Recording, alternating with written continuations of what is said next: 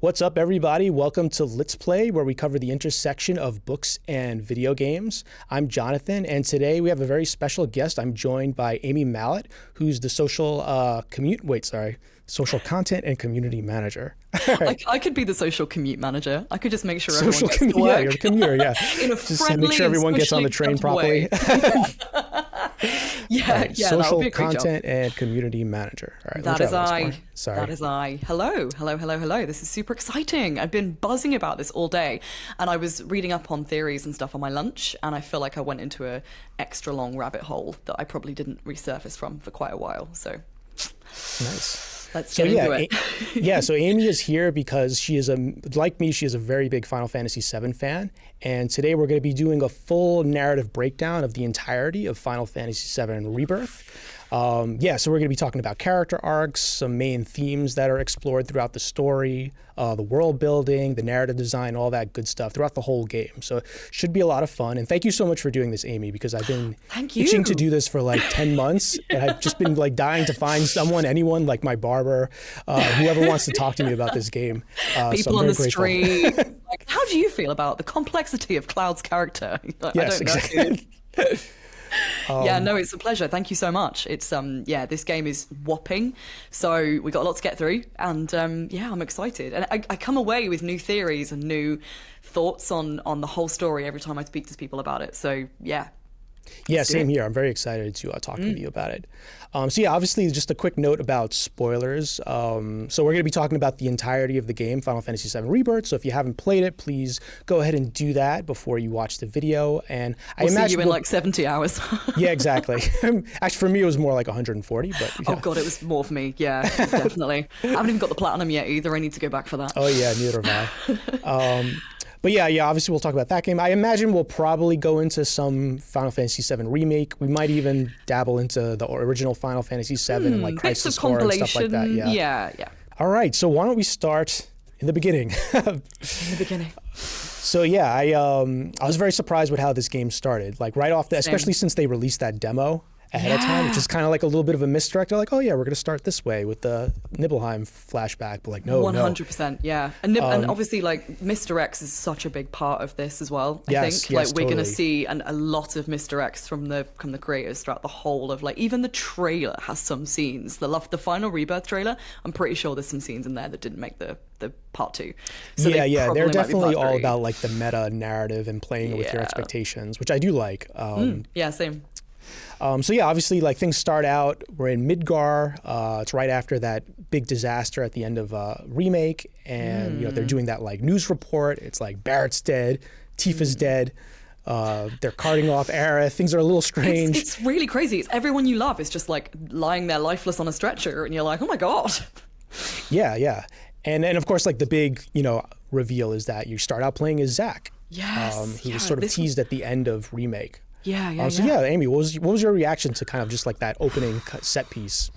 It blew my mind, to be honest, Jonathan, because that was not something I expected them to reveal straight away. I thought they would drip feed everyone from the end of Remake, in what you see at the end of Remake, which totally blows you away. And then there's the secret scene at the end of Intergrade as well, where Zack is seen again, alive, perfectly well, healthy, thriving, chatting away to himself, preparing to go and like smooch Aerith.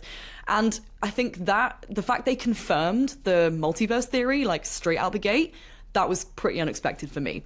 I was screaming the whole time. I think my face was just in like a permanent like scream emoji. I just couldn't believe that we were Zack from the very beginning of the game. And also, the stamp theory. I mean, it's not even a theory, like it's confirmed at this point, but the different stamps that represent the different timelines. Yeah. If you watch that opening sequence very eagle-eyed, you'll see that there's another confirmation of the Terrier stamp, so we're in like a different timeline. Terrier, the same one. Yeah. Terrier. I keep calling them like such a Nomura thing. Like, yes, we're just gonna explain the timelines with breeds of dogs. Breeds. Yes, it's like it makes sense. I know, and I can imagine if they do more, they're sat there like in a boardroom somewhere, like German Shepherds or Dalmatian. What are we saying? Yeah, it's great. There's literally like I think there's 5 breeds of dog that we've seen today. Yeah. So it's pretty wild. I think the main one is Beagle, right? Is like Beagle. We start in Remake with the Beagle timeline, and then Terrier is the timeline that kind of happens when when we see obviously Zack come back into the picture, he doesn't die effectively. He just survives the encounter that would have killed him in the original game. So he then, walks to Midgar on foot, presumably, with Cloud. And at first, I know it's just hilarious, isn't it? Just like, should we get an Uber? No, let's just go. I thought it was just the only thing that really bugged me for ages, and this was part of the rabbit hole I went down today. I'd love to know your thoughts on this. When I first watched it, and everyone's getting pulled like off a stretcher and into the Shinra helicopters and like carted away from like the scene of the disaster, I was like, where is Cloud? Because one of the Shinra soldiers says there's a fugitive still on the loose and it's an ex-soldier with a Buster Sword. And I was kind of like, oh, well then obviously like Tifa's there, Barrett's there, Red and Aerith are there, where the hell's Cloud? And my brain went, well, are there two Clouds then? Because clearly Zack's got like the limp Marco poisoned Cloud over his arm that he's carrying. Is there another Cloud? But the more I've like delved into it, what I actually think it is that basically Cloud never made it to Midgar in that timeline, right? He's with Zack. So I guess, and it's almost confirmed by the fact that you see Tifa and Barrett separately and you see Aerith and Red separately, because they would still have presumably been together in the Shinra building. Red was a captive. Aerith would have been picked up by the Turks at some point.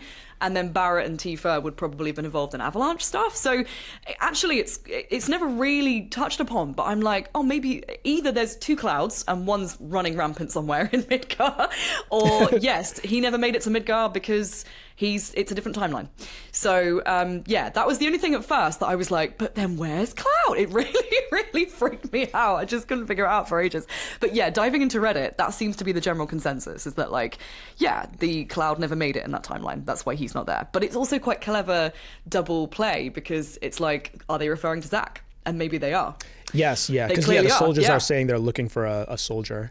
And presumably that version of Cloud would not be a soul. Well, I don't know. It's clearly Zack they're looking for. And I just love how they play with like Zack and Cloud's identities, even to us, the whole way through the game. Like, not just necessarily Cloud as an unreliable narrator, which we'll get to, but just the creators are kind of like, is it Zack? Is it Cloud? Like, they mess with our heads in the same way that Cloud and himself messes with his own identity. And I think that's quite cool. Yeah, absolutely. I definitely think I agree that, because I don't think we ever see two versions of the same character in the same timeline. No, unless never. I'm forgetting something. So yeah, that's kind of like what I took it as well. Same, like that version of Cloud that Zack is carrying is just, this is a timeline where Zack never reunited with Tifa. He never met Barrett. Yeah. Presumably never met Aerith, and this is just how things might have played out. Yeah. Which is kind of interesting. The reason it confuses me, I think, or at least it did at first, is that it obviously proceeds directly after the disaster at the end of Remake. So your brain goes, well, hang on a minute, we've just destroyed the Shinra building, the big tornado thing happened, but obviously we went through a portal, and what we're seeing now is not the same world that we saw at the end of Remake. And that's the other thing that struck me, is like, remember. Yeah, the level of devastation in Midgar seems like way more worse than it might. I know like a lot of crazy stuff happens at the end of Remake with like all the whisper tornadoes and stuff, but I never really got the impression that like the whole headquarters blew up and no, of course not. Yeah. And I mean, is Rufus even alive in that timeline? Who knows? Because he could see whispers too, so his fate was altered significantly in some way. So yeah, no, I definitely agree with you that I was very happy that they basically confirmed the whole like alternate timeline-ish theory right off the bat, because of obviously the way Remake ended. There's a lot of like speculation and anticipation, and they could have easily like slow played it and just like you said, drip throughout. And they do kind of do that with Zack's storyline throughout the rest of the game. Yeah. But I did appreciate the fact that they're just like, we're just gonna get this out of the way so you don't have to worry about thinking about that. So once we get that out of the way, now you can actually focus on like the real meat of the story, which is the actual party and what they're going through. Absolutely, yeah. The other thing I was kind of interested in just with this little like vignette scene was how it sort of kind of sets the tone for the entire story, because it is such a massive story and there are a lot of major themes that are explored. And I did like how I think they do introduce a lot of themes that are going to be revisited throughout the story in various ways. I think one big one is just like the life and death of characters and like dealing with death. There's so much death just in that scene. Like I said, like you have characters that you've known for a while that are presumably dead.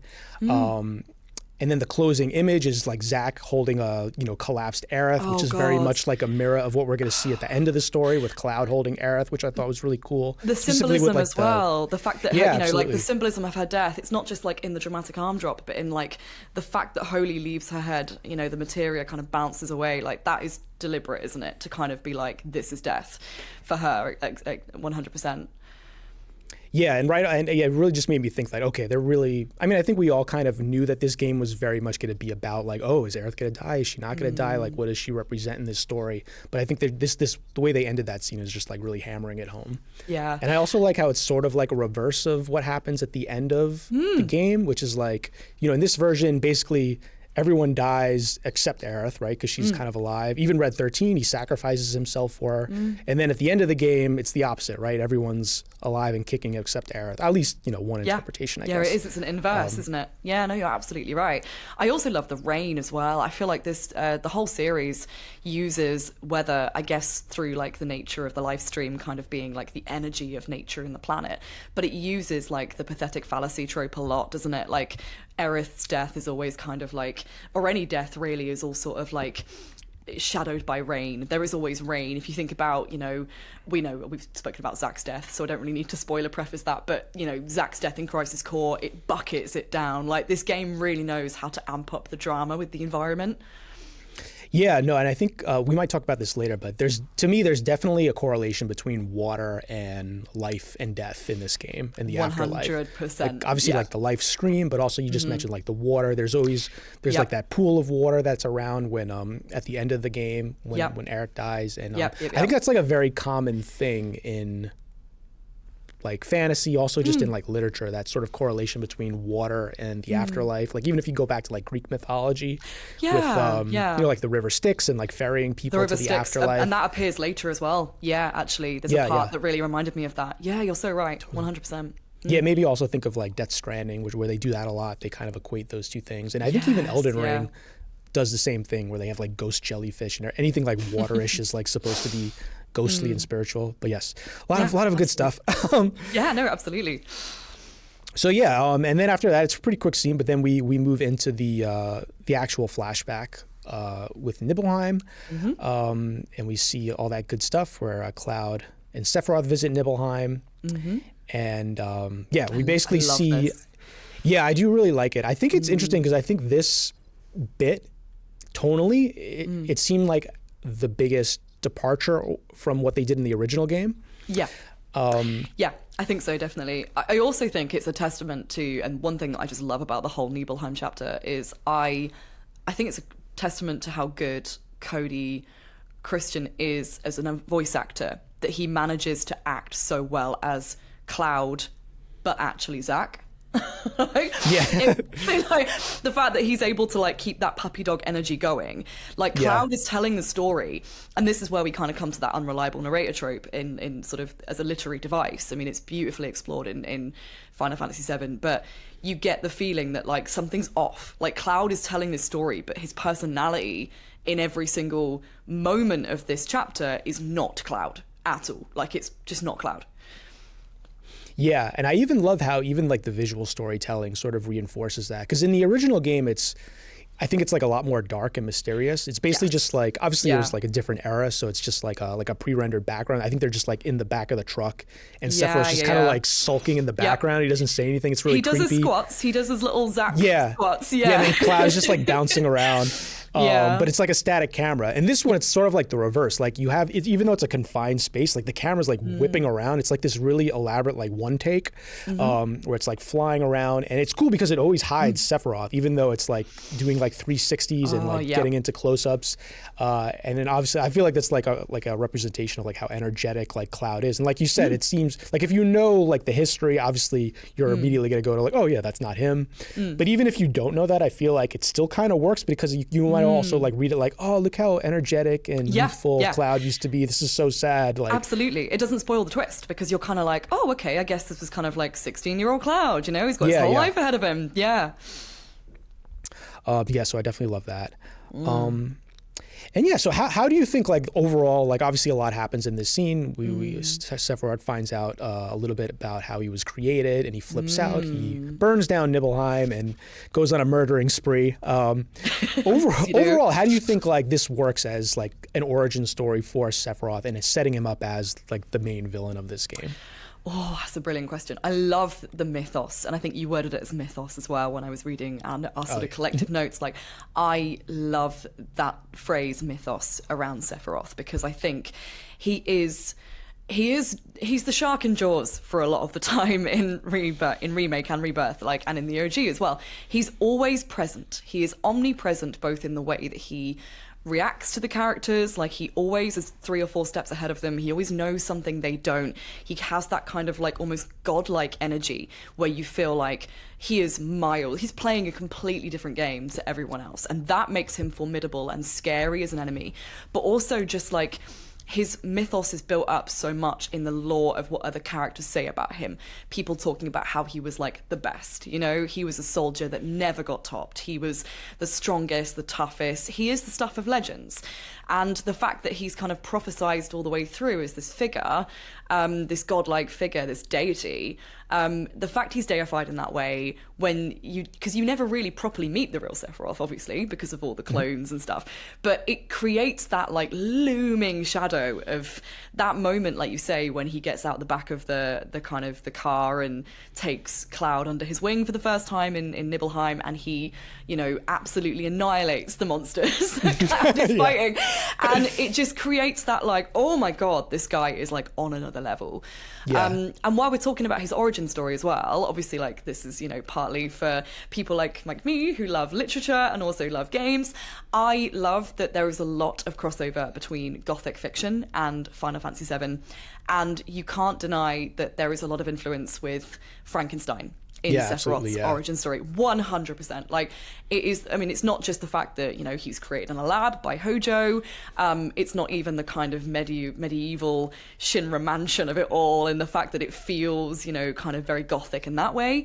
But it's the fact that, you know, he attempts to really wreak havoc on the lives of those that have, you know, spurned him, and sort of attempts to kill the protagonist's lover. You know, there's that kind of slight parallel between, like, Aerith and Elizabeth, and it's a monster that is man-made, really. Well, he is a monster that is man-made completely, and he's out to kind of wreak havoc on those who wronged him. And I just think there's a lot of crossovers, a lot of parallel there. Yeah, I think that's a really good parallel. Yeah, and you totally get that through the imagery too, just with like being in the basement with all the books and he's reading by, like, candlelight and stuff like that. Yes, and I love like the imagery of the, like you said, like the mansion on the hill that's sort of sequestered away from the rest of the town. I think also what I like about how they handle it is they don't tell you everything about him. They still leave a lot of, like, mystery to him, and I think that adds to, like, what you're saying about making him feel like this godlike character that you can't even comprehend, like, how powerful he is. They don't really get into, like, oh, why is his personality this way, or, like, you know, how did he grow up? Like, they don't really go with, like, sometimes origin stories, they get a little carried away. They feel like they have to explain, like, every little detail about someone. They deliberately actually avoid it, don't they? Because he even says, like, I think Cloud asks about him when they arrive in Nibelheim, because it's his hometown, and Sephiroth's just kind of like, I didn't really have a hometown, I don't really have any, like, he deliberately kind of brushes it off, and it's like, ooh, more mystery. Yeah, exactly. And I guess you can interpret that in a couple of ways. It could be the writing is deliberately trying to obfuscate that for dramatic purposes, but it could also just be, like, because of the way he's created, maybe his memories are fuzzy and he doesn't know, like, how he grew up. Maybe he only started really remembering things when he was, like, you know, much older than most other people or something like that. It leaves a lot to question, which I definitely like. And also blurs the line between whether or not he's man or monster.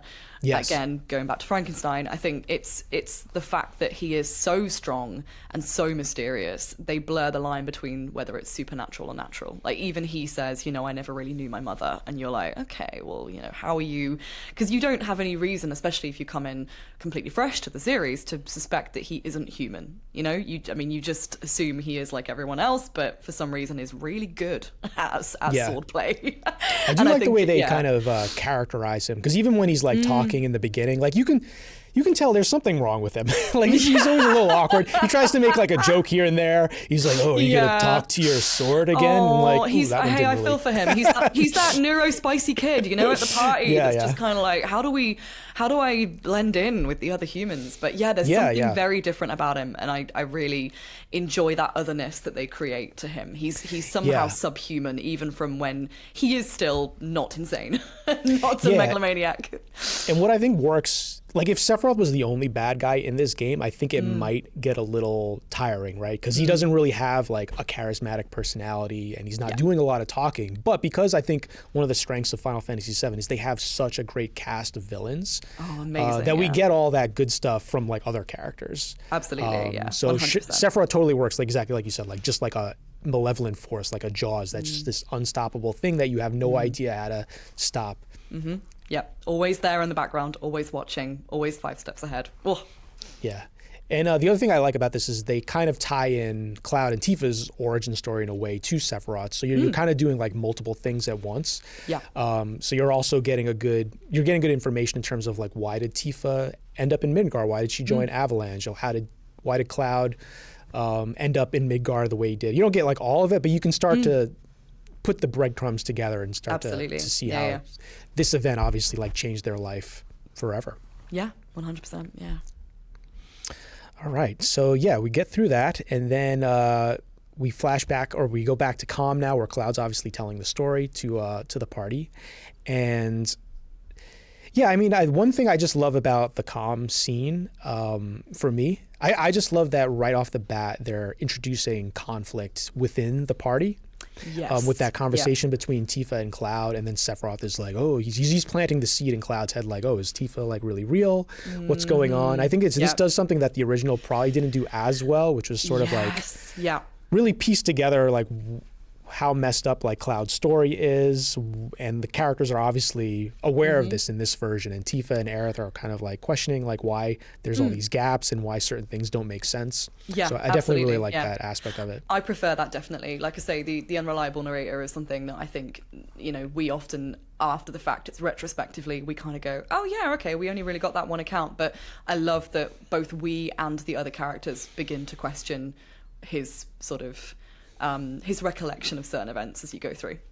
Yeah, I think it really works, the whole idea of Cloud as the unreliable narrator, because you're not exactly sure why he's unreliable. Exactly. Right? Yeah, you don't really know like what reason would he really have to lie at this point. Exactly. Yeah. It's like, is he lying? Is he just not remembering? Did something happen to him that's messing with his memories? Is Genova manipulating? Like, there's a lot of reasons for why this story might be the way it is in terms of how he's retelling it, which I really like.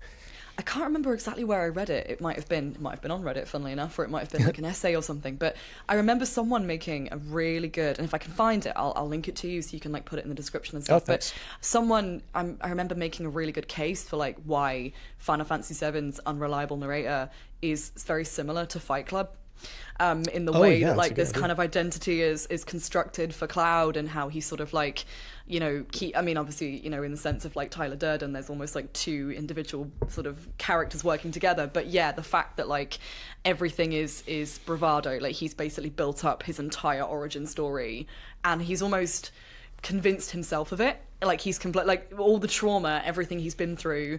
It's not just that he's pretending in a way that he's like, oh, hope Tifa doesn't cotton on to the fact I weren't really a soldier. He's literally like, this was my story, because everything else has been repressed. Like it's completely blacked out by his trauma. So he's just remembering exactly what his brain will allow him to remember. And I think that's a really cool thing. Yeah, absolutely. And I love how this also kind of introduces the idea of, I guess, like little factions within the party, where they kind of cut to Aerith and Tifa like in their room together, and it starts to set things up like, oh, like, you know, Tifa and Aerith are gonna have their own special relationship, and other characters have their own like special relationship. And I just love the idea that as you're playing the game, it's almost like when you're playing as Cloud primarily, but things are happening that Cloud does not see and hear, and those are developing too. Like Cloud, I mean, obviously, like Tifa and Aerith's relationship is developing. You get the sense that they're having a lot of conversations throughout the game that you're not privy to. Yeah. And I really love that. And I just love the idea of like filling in the gaps that you might have imagined when you're like playing the original game. Yeah. Like I just love all the end scenes in this game. I think there's like so good and juicy. Like every time you kind of just take a little break, there's like always like, oh, let me see how Barrett's doing. Let me see how Red, and all that dialogue is just like really, really interesting. Yeah, absolutely. And that's kind of like a trope I really like about a lot of RPGs in general, but I think this game does it really well in that you get to check in with those characters, and it's not in a superficial kind of RPG way where you're sort of like, let's go talk to this character. How are you doing? Like, you eavesdrop on conversations. I know it's a bit further down the line, but I love Tifa and Aerith having their moment in their Shinra cadet uniforms where they're on the boat when they're actually on oh my gosh, what's the ship called? My brain is completely gone. Is it like the Queen something? It's the Queen something, isn't it? I forgot what is it? The one they take to Costa del Sol. But I love like how they're sort of like giggling and they're talking about boys, and it's kind of and yeah, like you say, the special relationships. Yuffie and Barrett, you know, two totally different generations who really clash. Like it's like watching your dad and your little sister, but you really love it, and you start to feel this family unit building up, which I think exactly. Yeah, I even love like Yuffie and Red 13. Like there's like a running joke, like people are like constantly like whenever like Red 13 always gets pissed off when people are like treating him like a dog or something. Like a dog. Yep. But when Yuffie like starts to like pat him and like ride him, like he's always like happy about it. And it makes sense because technically they're both like the young ones in the group and they have that kind of like connection. Yeah. I think that, the build-up of their different relationships is something really special, and you don't see that in the OG game. And I think that's just due to technical limitations, really. You imagine it, and I think imagination sometimes is even stronger. But yeah, I definitely really enjoyed the way they built out those individual relationships. It's not all about you, Cloud. It's not all about you. Yeah, and I think even the director made or somebody else who was involved in the game, they made a comment that like they felt like in the original game, people thought that Tifa and Aerith were sort of adversarial towards each other. Yes. Yeah. Yes. And I didn't actually get that. Thing. No. Yeah. But there's obviously like a very conscious effort to make them appear like friends and have them like confide in each other and have their relationship sort of grow separately from other relationships in the game, which I think worked really, really well.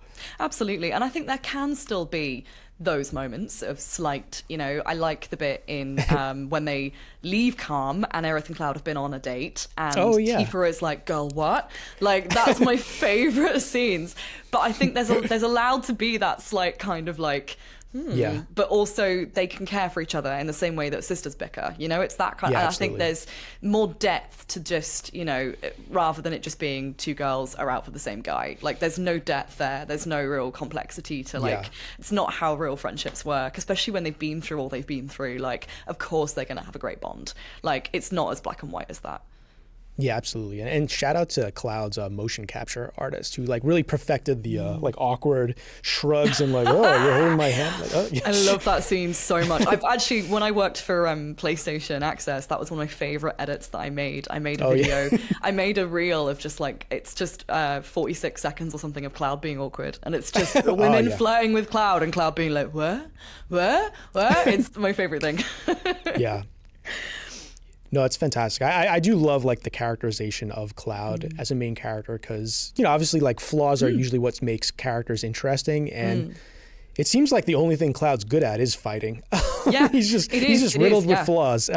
He's riddled with flaws. And what I like about the whole thing, like Zach's likable, Zach's charismatic, Zach's flirty, Zach is very, he's the kind of person that you'd go for a drink with down the pub and you'd be like, oh yeah, this guy is, he's got a lot of energy and charisma. He's got that chutzpah. Cloud is just really a dorky, awkward 16. He's still 16, really, because his life was kind of robbed from him because of what that's happened. A good point. Yeah, his growth is stifled in a way. His growth is stunted. And I think you do see that in the fact that Cloud is basically a 16-year-old a lot of the time. Yes, he's got big muscles. Yes, he can fight, but he is a lot of the time just bumbling his way through social interactions, really just trying to sort of like fit in. And I think the whole persona of, taking someone who he really looked up to, who cared for him, and kind of making his hero really the persona that he takes when he arrives in Midgar, I think that's a part of like self-preservation for him, because he's kind of like, well, I don't really know how to be the cool guy. Do you know what I mean? Like we see it in Remake in the beginning where he's being all cold to like Jesse and, Biggs and Wedge, but he doesn't really know how to how to interact with people. Yeah, I love how there's almost like multiple character arcs going on with Cloud. Like there's I guess like one arc within Rebirth specifically is his sort of the growing, I guess, influence of like Genova and whatever's happening with his cells. And you can see like in various scenes, he's getting more brutal. He's losing like empathy and things like that. And there's like a crescendo there that peaks in a couple of like really important scenes that we'll talk about. Yeah. But also there's just like the arc of him, like you said, like finding his identity and discovering himself, which is probably more of an arc throughout the whole story in general. Yeah. But that's still kind of like running concurrently in parallel with like the other arc, which I think is really cool. Can I say one more thing as well? I was going to say, please. this is something that was really interesting to me. I was on the wiki the other day, just on Wikipedia, I think, and I was looking for some sort of, I think it was just references from like the OG game. And I saw some concept art of early Cloud, and I'll link it to you. Oh. It looks exactly like Zack. And I love that. How meta is that? Like the very first like drafted drawing of Cloud before they realized who he really was basically Zack. I was interesting. Like, that's really cool. I saw something similar where, because Tifa kind of has red eyes, right? She does, yeah, like a kind of auburn, yeah. Yeah, and I think what I read was like the reason for that is in very early drafts of the story, Vincent and Tifa were supposed to be brother and sister. Oh, wow. So that's why because Vincent has red eyes too. Yeah, and eventually they kind of like went away with that, but they kept the aesthetic or like, the red eyes for Tifa, which I thought was really cool. I am shook. That's so cool. I did not know that. That's amazing. Oh my gosh, because he does have red eyes even when he's a Turk, right? It's not like because you assume it's like a vampiric. Maybe they made it more vampire-y. But... Yeah, I'm sure it went through like some iterations, but I did read that. I thought that was interesting. That's really cool. I'm going to take that to every pub trivia, Jonathan. Thank you so much. Sure. Cool. So, all right. So obviously after COM, we go out into the open world and, like a lot of things happen here. But one thing I did want to talk to you about is, so this is where obviously from a game standpoint, it's introducing all like the open world mechanics and the activities you can do.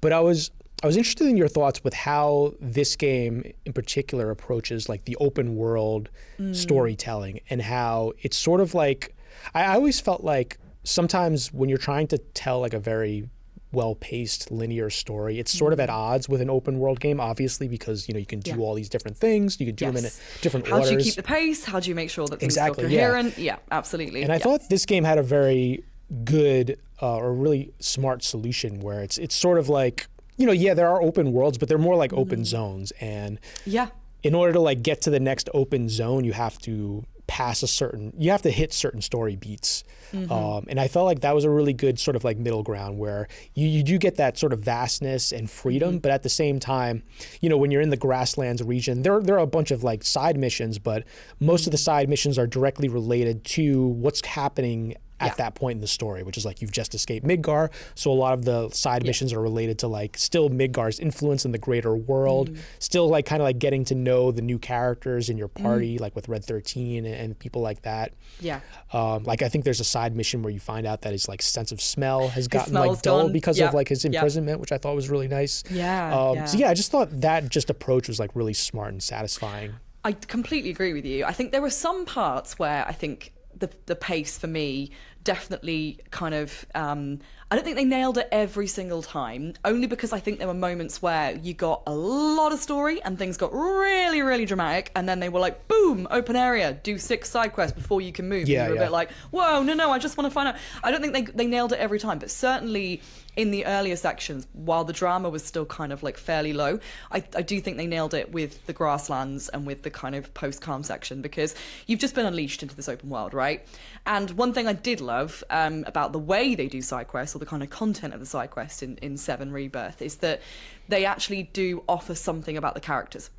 A side quest in Rebirth was always, like you say, with Red's sense of smell, something to do with Red's backstory or Red's history, or furthering, Tifa's character or furthering Barrett's character. It wasn't just, and I love 16, don't get me wrong, I love Final Fantasy 16, but it wasn't just go and get a cup of wine for this one innkeeper who really wants a bottle of Merlot. off your trot, Clive. Like, it's not like that every single side quest doesn't feel like a side quest. I thought the content of them was great. Sometimes the pacing was a little bit like loads and loads and loads of story, and then suddenly you were in an open world area and it felt more like an MMO for a bit, and then it went back to like linear. But I think that's unfortunately that is a side I guess a side effect of something so massive and so big, and you can't please everyone. The fans of the OG are always going to want it to feel like a massive open world, like a game that's going to become a bit more sandboxy.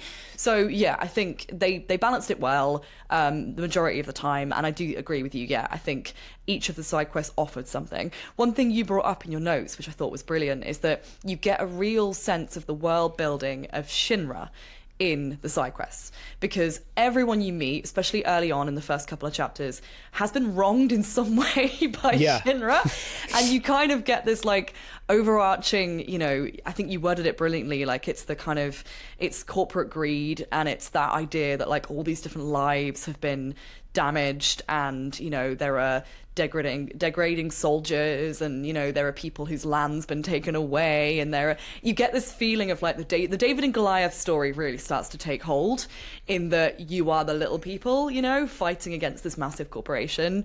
And I thought the world building from just like random NPCs that you find, everyone has a reason to hate Shinra, and it helps you to kind of deepen your relationship with arguably the other big bad, which is Shinra, you know, besides Sephiroth. Yeah, I definitely agree, and I think there's a few things I really like about it. Like on the one hand, it's almost like there's that like term like ludonarrative harmony, right? Where it's like the gameplay and the narrative, they're sort of like locked together and they feel satisfying. And I think like so much of the game and the story is about them coming together as a party, them learning each other, their relationships building, and that's mechanically also what's happening in these quests. Like you said, like almost all the side quests, they're directly related to a particular character. You get a little boost, you know, you get the special attacks or whatever, and it's all like kind of connected in that way. But also, just like you said,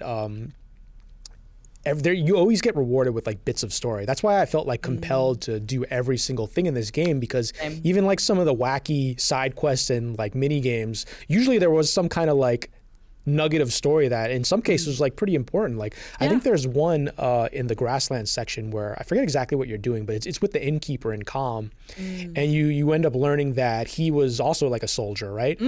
And I think that like actually becomes important later on when you start to see him. He becomes a clone, and that whole idea, and there's this really like smart cut too, like when Sephiroth appears in Calm, there's a cut to the innkeeper to sort of plant that seed, like, oh, there's some connection between the clones and the soldier people and the Genova or whatever, and Sephiroth's ability to like manifest out of thin air kind of thing, which I thought was really cool. Absolutely. But you wouldn't get that if you missed that quest.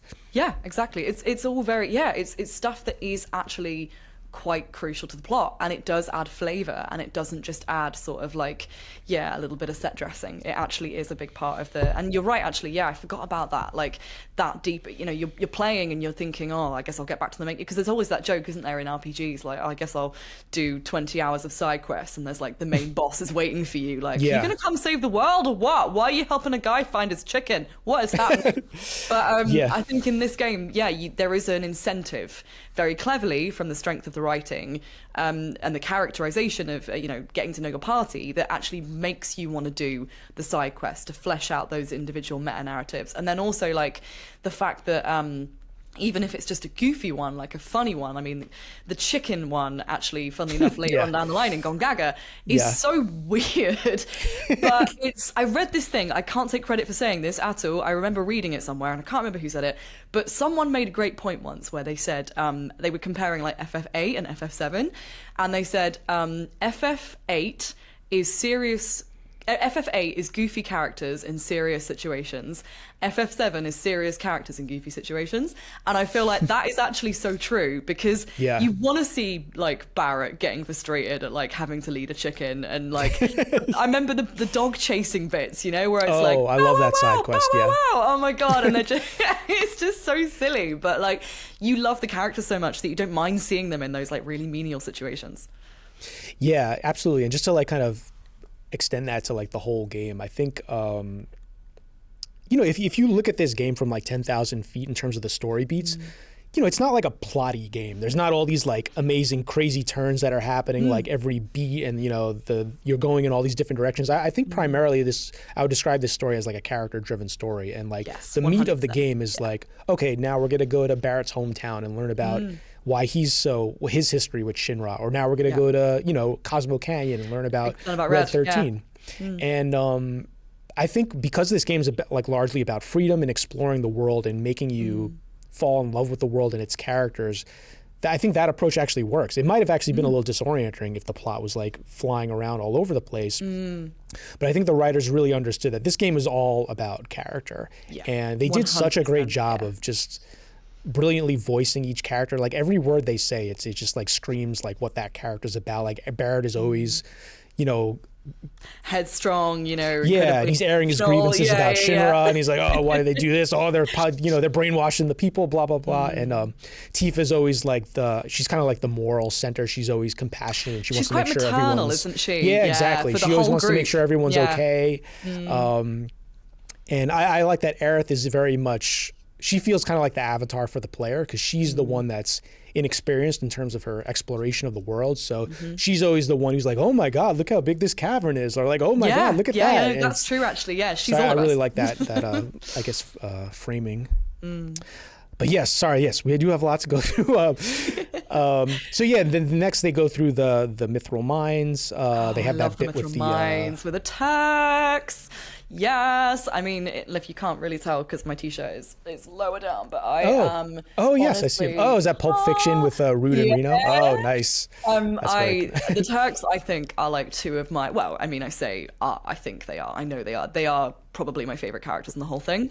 I just find them so fascinating. Like this kind of, I don't know, branch of Shinra's dirty laundry. It's just like responsible for kidnappings and espionage and intel, and but they're also not super soldiers, they're just people. And I think that's what's cool, because you might expect that profession for them to be like the worst and the loathsome characters in Shinra, but yet they're probably the most relatable, and they're the most of like a mirror of the party in a way, like in terms of like their dynamic. Like to me, like Elena and like Yuffie are like very much like mirrors of each other. Elena and Yuffie are so similar. They're so similar, and I feel like there is a scene, obviously in the OG, where like the Turks do actually team up with the party, and I'm like, I wonder if they'll explore that in part 3 when we go to Wutai. Maybe they will. I hope they do. But yeah, there's almost a Team Rocket element to the Turks, and they're not bad. They're just, it's their job, and professionalism above all else. And I find that's a really, it's so not black and white, but like I think they explored that, especially like in Remake when the plate drops, right? And like Reno and Rude are really messed up about that, like mega messed up about that. Like you don't really see it as much in the OG, because again, it's sort of like compartmentalized into a smaller story just because of like limitations, but they really do. I liked in Remake, they kind of nodded into that a little bit, and we're a bit like, actually, these guys have kind of committed like a bit of genocide. It's going to weigh on them a bit heavily when they go home for their tea. Like, I think, it's definitely something that I think they're just very interesting characters. I love them, my boys. Yes. And I could definitely relate to Elena constantly questioning management. She's so funny. Do you know what? She's the star of Rebirth in so many ways that I did not expect. She is hysterical in Rebirth. The scene where she's like bitching at Rude to get her an ice cream because she's had it. She's had enough of her day. I was dying. I think my favorite part is like it's after that where they're having that like crazy buggy scene, and she like gets flown out of a helicopter and like lands on the buggy, and she's like, pull over. And they're just like, she's like, what are you doing? Are you drunk? I'm just like, you're on the hood. She's so funny, and like the humanness that keeps peeking through with them, like the whole bit with Rude and the bar. I mean, I know it's in the original, but they nailed that scene when they're all like, all the bald people are doing like that was funny. And it's like a secret club for those who have decided to forego hair. Like, and there's like a whole Russian folk song that's like that they wrote for it too. It's hilarious. It's so good. So good. Yeah, so Mithril Mines, right? So, yeah, we skipped past the. Did you want to talk about the Midsummer at all? Oh, yeah, we could briefly, because that part isn't very new. That whole. Yes, yeah. Because in the original one, you just see the Midgar snake. Slaw and be like impaled by a just tree. Stuck on a tree. Which I thought was very effective in the original. It sort of is a cool way of displaying Sephiroth's power. With the mythos you were talking about before. And yeah, the idea of, oh god, you see that snake and you're just like, wow, I didn't need to see Sephiroth. I just needed to see that dead giant serpent impaled on a tree to know what I'm up against. Yeah.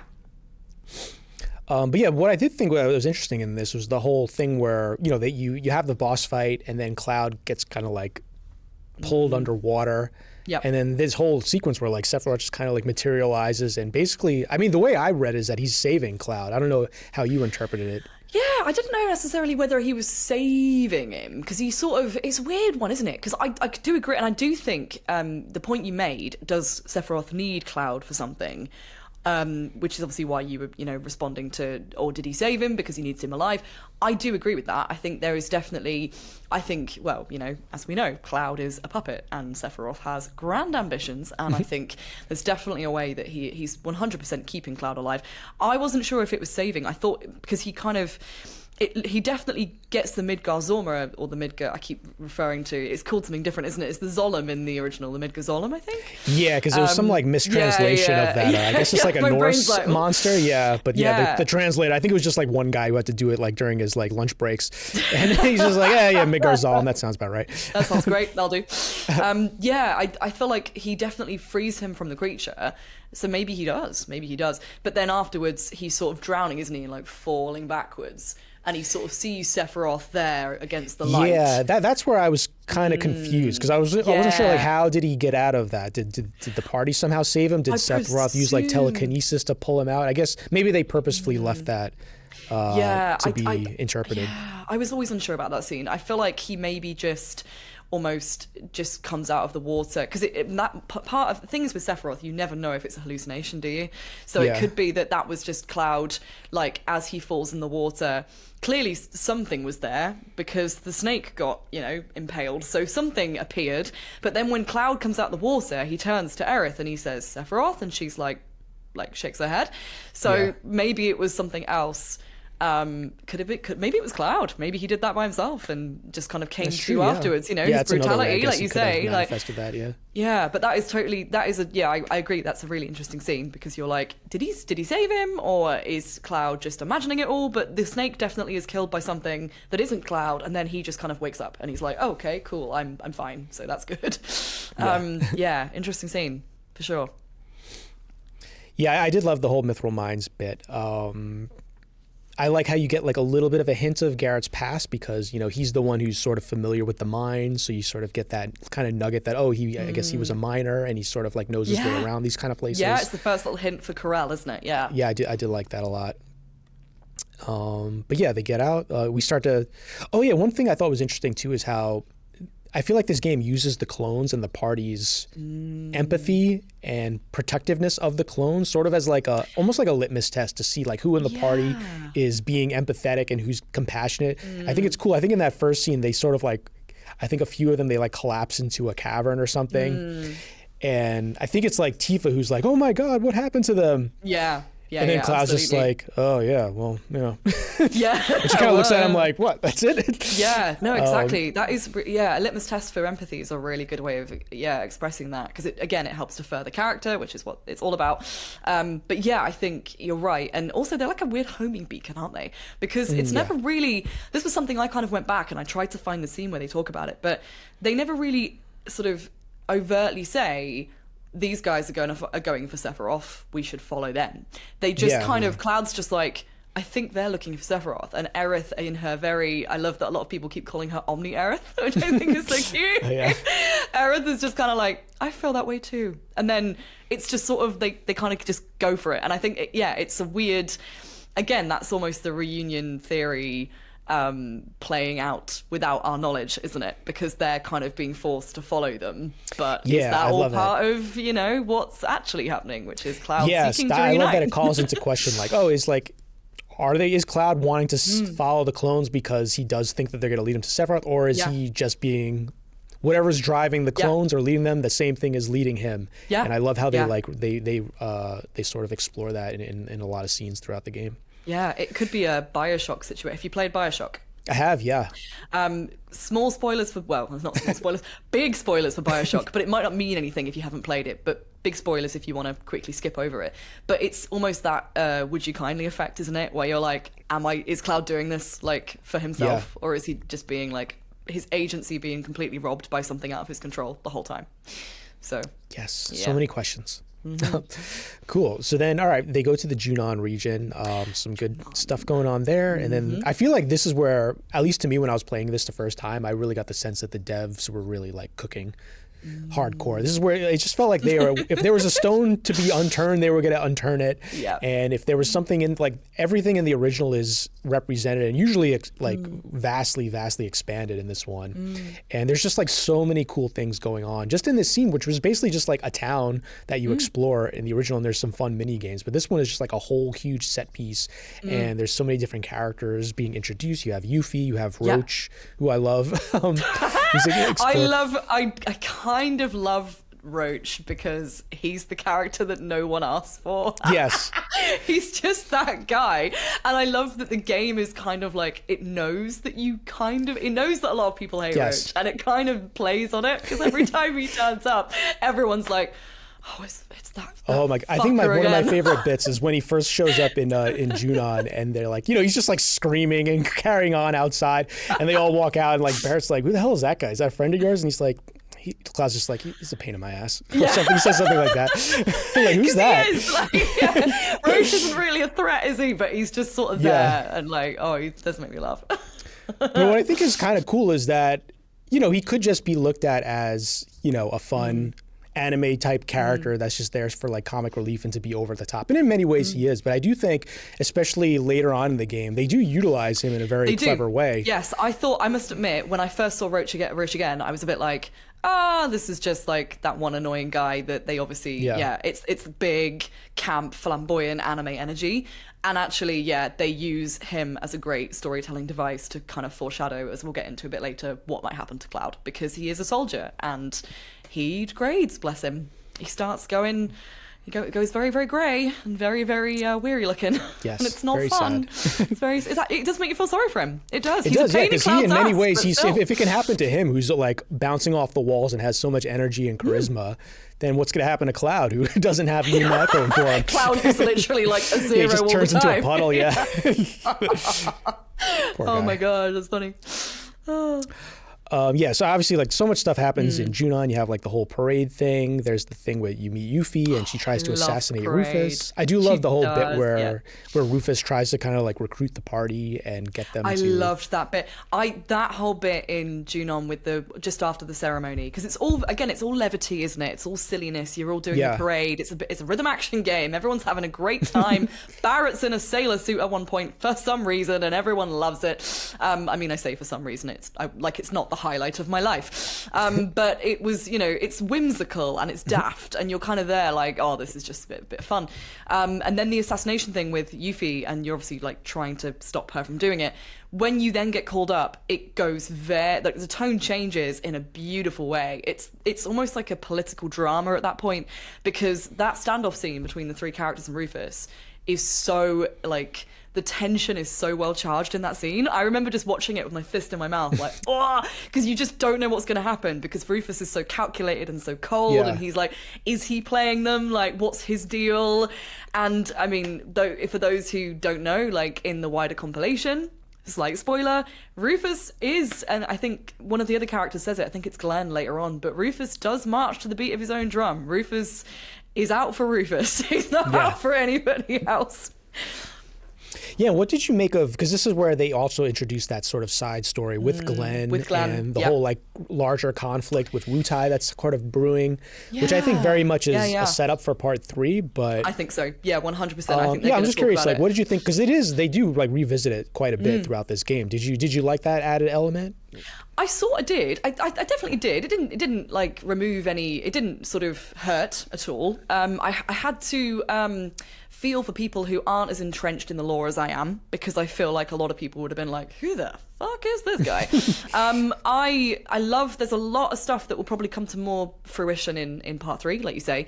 But yeah, the whole thing with Glenn. So Glenn is actually a character from the first Soldier, which was like the kind of battle royale type thing they did for a bit, like as part of the combination.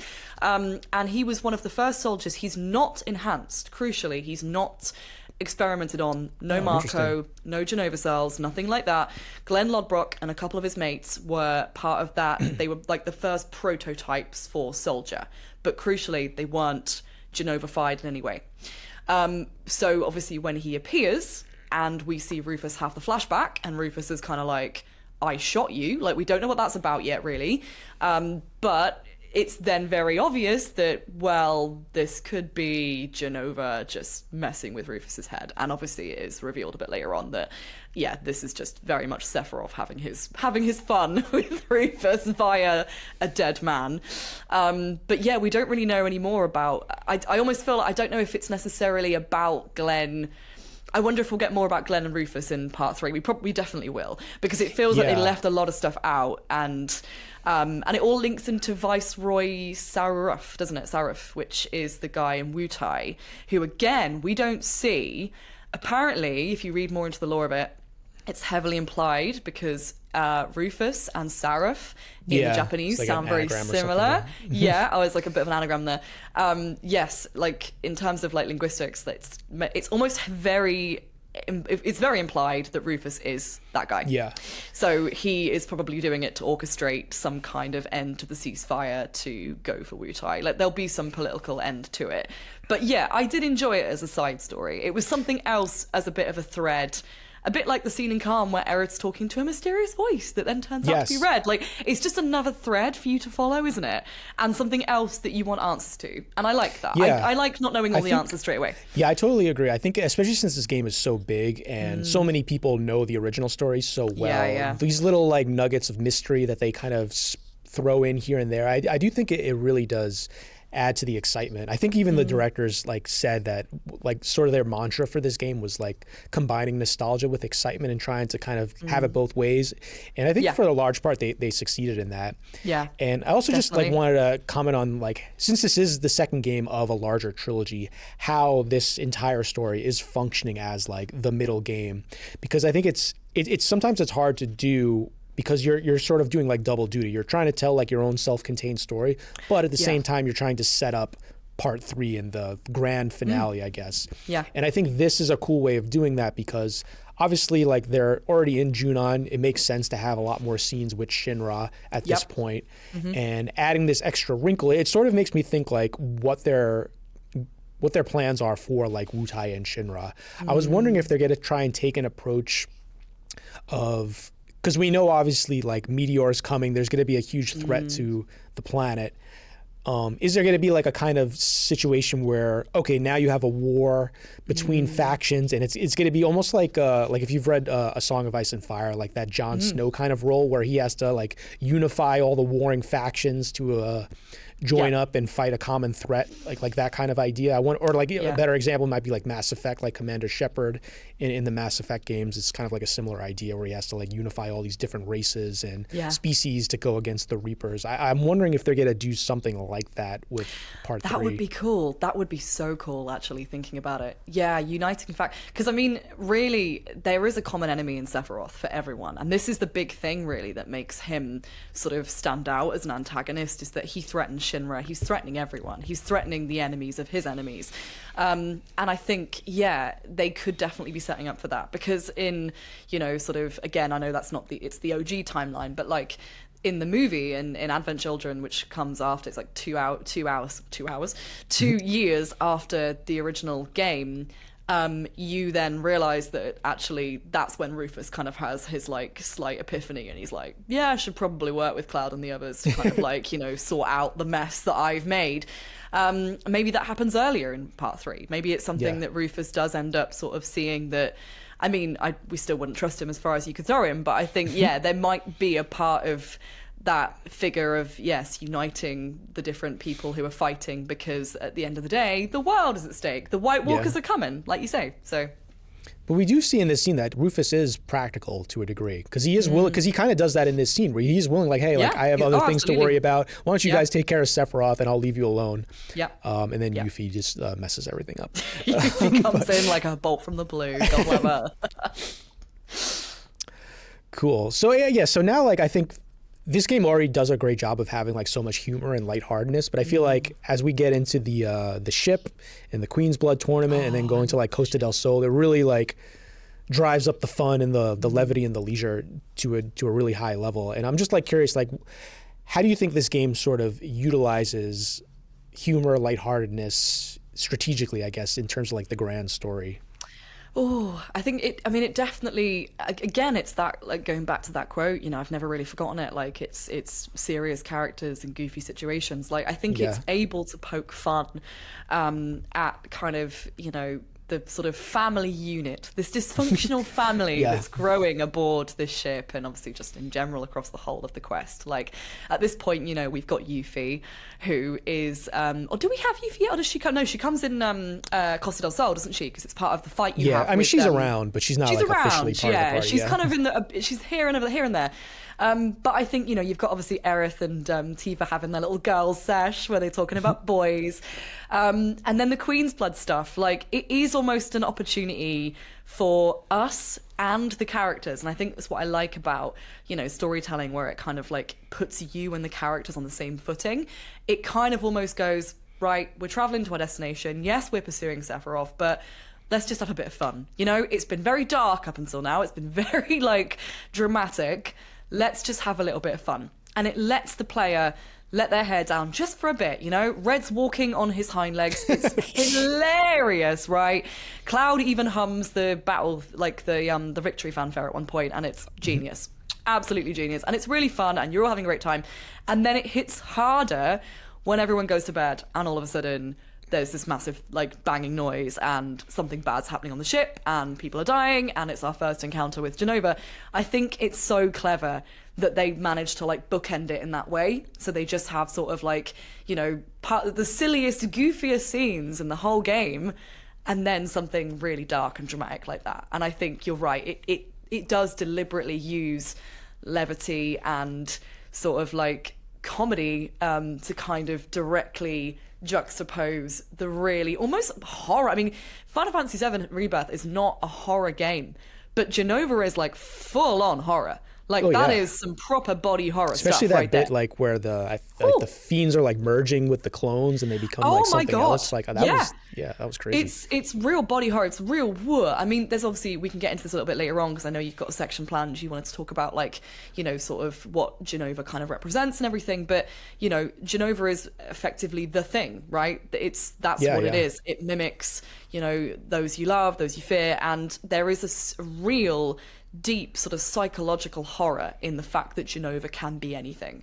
And we see that more in this game, I think, than we did in the OG, which I think is really cool because it amps up that threat of something that is not just a big scary alien. Yes, it's an extraterrestrial, you know, harbinger from another planet, but it's also something that can really mess with your head. And poor Cloud is already, you know, fragile anyway. So that's not what you are. Yeah, it works on so many levels. Because, on the one hand, like you said, when Cloud is doing all these bizarre things or freaking out, you know, the party presumably is not totally sure whether it's just Cloud being weird or if he is being manipulated in some way or if there's some biology in him that is causing this and things like that. So there's like a lot of questions, and it's like, going back to the thing, it's that constant state of paranoia that you're in where you don't know who you can trust, and you don't even know if you can trust yourself to a degree.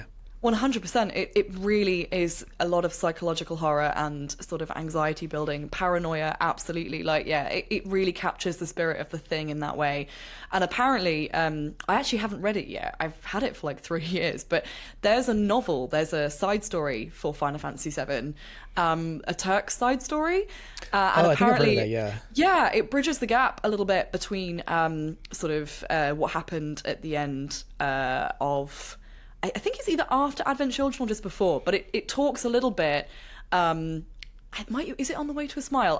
One of the novels talks about Kadaj, one of the kind of characters of Advent Children, in a way that is way more The Thing body horror-esque. Oh, that's right. Yeah. Which I think, I haven't read it yet, so I can't really, but from what I've heard, that is, I remember reading a Reddit thing recently where somebody was saying, yeah, in the movie, it's kind of like, oh, just another anime boy, slightly skinnier Sephiroth with a bob cut.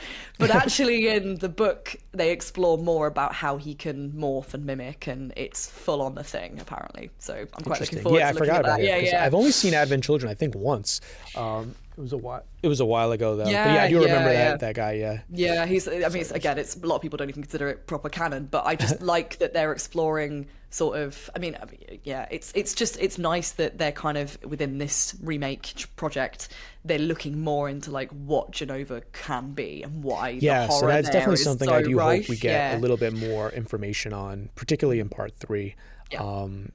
Because I want to know more. I do, yeah. And 100%. I love the design too. Yeah. There's a lot more interesting things going on, because she has like a skull mask, I think, which I don't remember that might have been in the original one. Yeah, the designs are terrifying. They were in the original when I was a kid, but like I say, I think from the OG, I didn't really get the mimicking The Thing aspect hyped up as much as I'm getting in this. It's way more apparent, and I really like that, because it's a really interesting part of, especially when you're dealing with a character whose psyche is kind of rapidly breaking down anyway. Yeah, no, it totally fits in. Oh, it's fantastic. So yeah, we go through Costa del Sol, and then, see, this is where I think, just going back to what we talked about earlier, where the game sort of is character driven, and it's sort of using these opportunities of visiting these new locations, of like exploring each of the characters in a little bit more depth, and sort of comparing that to the larger themes in the story. I think this is probably my favorite example of that in the story, this whole like Barrett Carell type of moment.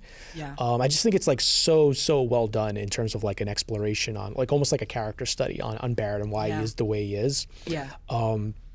And yeah, I just love, like, obviously now Yuffie's part of the team officially, and they kind of climb up that mountain. And it's just like another example of like that Aerith is not really an adventurer compared to everyone else.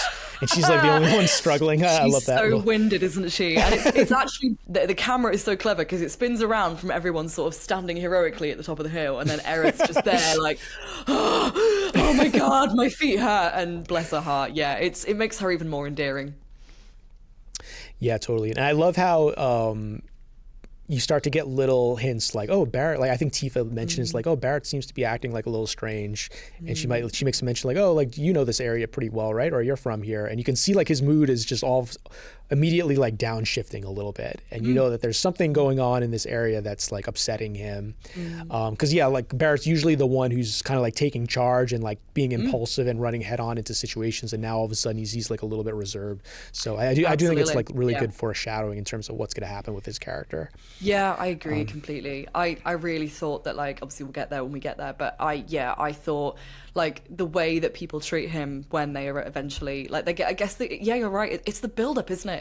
As they're getting closer to Corel, he really starts to shift, and you can sort of see it. And there's still a little bit of fun, there's still a little bit of levity, and obviously you're fresh off the back of Costa del Sol, which is you know, effectively again a nice little holiday from all of like the dark stuff. But yeah, I definitely, you do notice it. It's very subtle and it's very clever that just if you're coming to it for the first time and you don't know anything about Corel and Barrett's history, you are going to be sort of a bit apprehensive as to what is waiting for you when you get to Corel. Yeah, totally. And here's where we get our first, or I guess our next Zack scene too, which is kind of crazy. Yeah. Yes, because this is kind of like the midpoint, isn't it? And we haven't had any Zack at all. Because I'm like, obviously they put it in the beginning, and I'm like, are we not going to get there till the end? Surely we're going to need something. But actually, that's where like opening it that way sort of, I guess, maybe sent conflicting messages out. Because to me, like, I had thought like, oh, Zack's going to be like a huge part of this game. We're going to be popping in every like chapter or something. So I had almost forgotten about him at this point. And when it goes back, you're like, oh shit, I forgot. Yeah, I think it cuts to him like right after one of the Rufus scenes with Glenn. But it's interesting because I'm always very aware of like how they're transitioning between the Zack timeline and the main timeline. Because at that point you're desperate for clues, aren't you? Exactly. Yeah. Because I think the first time we go back in this, like, it's right after you fight that robot on the mountain with Aerith and Red 13. And then it kind of like, they do the whole scene where Zach's like, I think Elmira, like Aerith's foster mother, kind of like comes and she sort of like berates Zach a little bit for not cleaning her face or something like that. It's a very like quick scene. But when they transition back, it cuts to Aerith just like staring at the sky, which I think is very intentional. So I'm wondering if we're supposed to think like, does she see that rift in the sky that, you know, the characters in Zach's timeline can see, because that whole idea is that world's ending, and that's like sort of represented by that weird rift in the sky. Yeah, I mean, that's a really good point, actually. Yeah, because she looks up at the sky a lot and kind of almost as though she is either seeing something that we're not seeing or responding to something in a deeper way. Like, obviously, we know there is that like slight omni-Aerith approach to the remake project, and that she knows more than she lets on a lot of the time. But I do think, and we'll get to this again in the end, because obviously there's that crucial scene, the very, very divisive scene at the end where, you know, there's a rift in the sky and certain people can see it, certain people can't.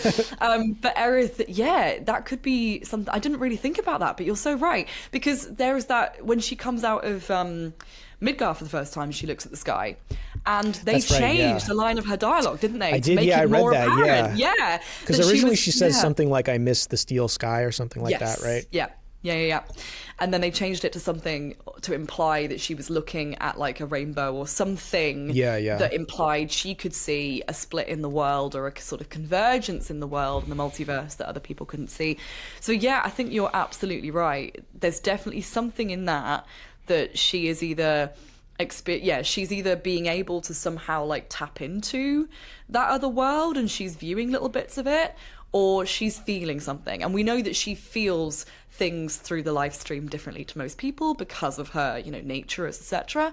But definitely with regards to Zach, because she feels, it's quite like implied, isn't it? It's very sort of overt that she feels when that new timeline is created and Zach and Cloud start walking towards Midgar in Remake, because she actually like reacts to them sort of crossing her path almost, kind of like different like static like radio channels, like a kind of as if she's on a different wavelength to them, but she can definitely feel that he's alive and they're okay, because the two sort of pass each other. That's really interesting. I didn't think about that actually, but those transitions are really good to watch for clues, and you have to be really eagle-eyed as well. My god, and it's not the thing that's kind of weird is it's not, I feel like it's not, I might be missing something, but I feel like it's not consistent. Some of them seem sort of arbitrary, but then some of them are like very deliberate. Like there's one where you sort of like, it's almost like you're looking through Cloud's POV. I think when he goes to sleep in the into the gold saucer. So that obviously is implying that there's maybe there's some connection between these characters in different timelines. Like maybe you can inhabit your body in another timeline or something like that. Definitely, which is kind of interesting. That is something that I think I have. I clocked when I first played it. I was thinking, because again, I was kind of like, well, you know, what happens to Cloud at the end of the? Now we've kind of put that to bed with the beginning anyway. But I definitely think there is almost like crossing over, because certain characters do seem to be everywhere at once, don't they? Almost, and I think that's something that Aerith definitely seems to channel that ability, and then Cloud maybe a little bit later as well. Yeah, totally. Okay, so there's a couple of really cool things I like about when they get to New Corel, mostly with how it sort of preps the player for what's coming in kind of like subtle ways, I think. I think one cool bit is obviously we talk like when Barrett arrives, everyone in the town is awful to him, and it just speaks volumes because they're such dicks to him, aren't they? And like, what's he done? I think it's so effective because like Barrett's obviously a character that suffers no fools, and he's not going to take crap from anyone. And the fact that he's just sitting here, people are pouring stuff on his head, and he's just kind of like taking it, and Yuffie's like, "What is wrong with you?" And so you know there's something very, very wrong here, and they obviously go on to explain that. So I do love that bit. I also like that you meet the doctor that healed Tifa. Yes, and he's great as well as a kind of, I guess, plot device, because he, again, before we've had the sort of traumatic roach thing we were talking about before, that comes a bit later, he is one of the first people who brings up the idea of degradation on a more scientific level, and talks about how soldiers can degrade because of the cells that are inside them. And, you know, there's lots of other lore that you can go into with sort of like different types of soldiers and stuff, but at this point in time, we have that slight concern for Cloud, and the characters don't sort of like talk about it there's a brilliant scene which I'll mention later on that really got me emotional, because the characters kind of do say to Cloud, like, if this is going to happen, we're with you. But yeah, at this point, it's like, it's just something in the future that you're like, I don't want to think about that right now. Everyone's having a great, apart from Barrett, obviously, a great, nice time. A very jolly time in Costa del Sol and beyond. And yeah, you don't want to think about it, but it's there. It's there, and it's very, very subtle, but it's a worry in the back of your mind. Yeah, and what I like about that idea that these soldiers, they have this great power, but you know, they have maybe a limited lifespan, and they're gonna like degrade rapidly than everyone else. It's sort of like that idea with a lot of fantasy and sci-fi stories, where you like, how do you handle magic? How do you handle great power? And usually, I think the good ones, there is a cost to like great power, and I think that is like a theme. In this story, even like with Shinra, like the whole idea that, you know, they're sucking up Mako and they have all this money and corporate influence and all this like electric power that they're able to build their empire with, but obviously that's coming at a cost directly from the life of the planet. And then you have these soldiers who are able to do these like supernatural things, but obviously we learn here that there might be a great cost to that too, which I think is cool. Kind of reminds me of a little bit of like the whole idea with the ring in Lord of the Rings, where, you know, you put the ring on your finger, you become invisible. But if you leave it on too long, obviously, like Sauron's going to see you and he's going to find you. And I think even, I haven't read The Wheel of Time, but I think I've read that the way they handle magic in that is like the men, if they use magic for too long, it like drives them crazy and it's like corruptible. So I just love like that idea that you can't just like willy-nilly use like these powers. Absolutely, yeah. If you use something to, 100%. It's a beautiful idea, because, like you say, you don't want something to be kind of like without balance. And I think it's particularly within fantasy stories, like you need that balance, like magic and superhuman abilities. Everything should have a cost. Everything should have a price. Nothing should feel like it's just almost like beyond the realms. Nothing should be completely powered up to a point where it's like, okay, well then you just wait. Like, there needs to be something of a balance in every story that kind of like creates that tension there. And I think, I love the idea of magic corrupting people. I think that's really cool. Like, it also reminds, what I love as well, I think, I'm trying to think of how to word this, because it's sort of more of like a, I guess, historical reference. But I also love that the soldiers in this game are, you know, scientifically superhuman. It is a fantasy game, right? They are designed to be, you know, giant anime muscle men jumping around and leaping in the air and everything. But it also, to me, I always used to really like the idea that there's almost that parallel as well of like, you know, a soldier is considered such a strong person, someone who fights for like their country, fights for, you know, the soldiers who came back from war were so damaged, like beyond repair, not just physically, but also mentally. Like, no one got away with like the idea of you know, pumping someone full of all these like magic and chemicals, and you know, who knew that harvesting an ancient alien and injecting cells into them wasn't a bad idea. But I do think it's, there's an interesting parallel with, I remember reading a lot of like war fiction when I was at doing A-level English Lit, and like there's a book called Regeneration which deals with like the after effects of soldiers mentally from the war. And there is a lot of stuff that kind of mirrors the things that the soldiers in this game go through. And I just think that's something that I always thought was really clever. Like, it might be fantasy. Yeah, that's so interesting. I never actually thought about that before, but it totally works. Yeah, it's like a metaphor for how war and just being a military person just fundamentally changes you. That's it. I think that's exactly what I'm trying to say terribly. Like, it's the military, the militarized view of like being in a battalion, sort of being on the front lines, being something that, you know, conventionally is seen as like a strength, actually has this monumental cost to your brain, to your body, to, you know, to your mind, like that, you know, is so. And I think especially like, this is what I love about Cloud, is that he's not a typical masculine hero. You know, he's someone that has a lot of trauma and a lot of weakness, and I think they explore it really well in the soldiers. It might be sci-fi and it might be fantasy, but it actually has a very similar feel to, you know, especially because Shinra's, you know, effectively just breeding them for power, aren't they? They're just throwing them out to the battlefield and not really thinking about the consequences. And I think that is something that, you know, does happen, obviously happens in our world as well. So no, I love that point. All right. So, yes, so we're still in Corel. The other thing I think it does is like the doctor kind of mentions that Tifa was partially saved. I think it was like a Shinra helicopter that saved her. Yes, And she's kind of like, oh, you mean not everyone? It sort of introduces this idea that, oh, Shinra is not really like this evil monolith. It's this organization of many people, and there are some good people in there. And I feel like that might be a subtle way of like priming you for Kate Sith and the idea of him being like a member of Shinra, but also like at least partially friendly to the party. Yeah, in absolutely. A way. I think you're right. I also think it sets up the paranoia again, doesn't it? Because you're like, Yes. hang on, did Tifa survive? Like, did she nearly That's die? true, Like, yeah. they keep playing with that idea, don't they? Of like, but she, you know, Sephiroth says, you know, I killed her, so who is she? So yeah, it's a really cool. I really liked the Doctor scene. I thought that was a great and a good thing to happen sort of midway through the story as well, in terms of like where we're at for pace. Okay, yeah, so we're going to Gold Saucer. We're going to the Gold Saucer. I have a jacket on now because I'm chilly. Yeah, and Great edit. so yeah, there's obviously, you know, there's a lot of fun little things that's going on here, and I love I mean, this is kind of like an aside, sorry, but I just love like the little hotel and the little like Tonberry humidifier. The Tonberry humidifier is so good. What a brilliant gag for the makers of Final Fantasy to pull on us, the player, because we know that we're terrified of the little buggers, and then it's just the fact that Cloud and Barrett are everyone. They just go and like react like they do, and then when it like goes and lets out a bit of smoke and like does a little funny voice, they're just like, oh my god. I think even Barrett is just like, oh my god. Like it's a very funny reaction. I thought that was great. The hotel in general is brilliant, like all the different spooks amazing, that can happen if you walk around and interact with things.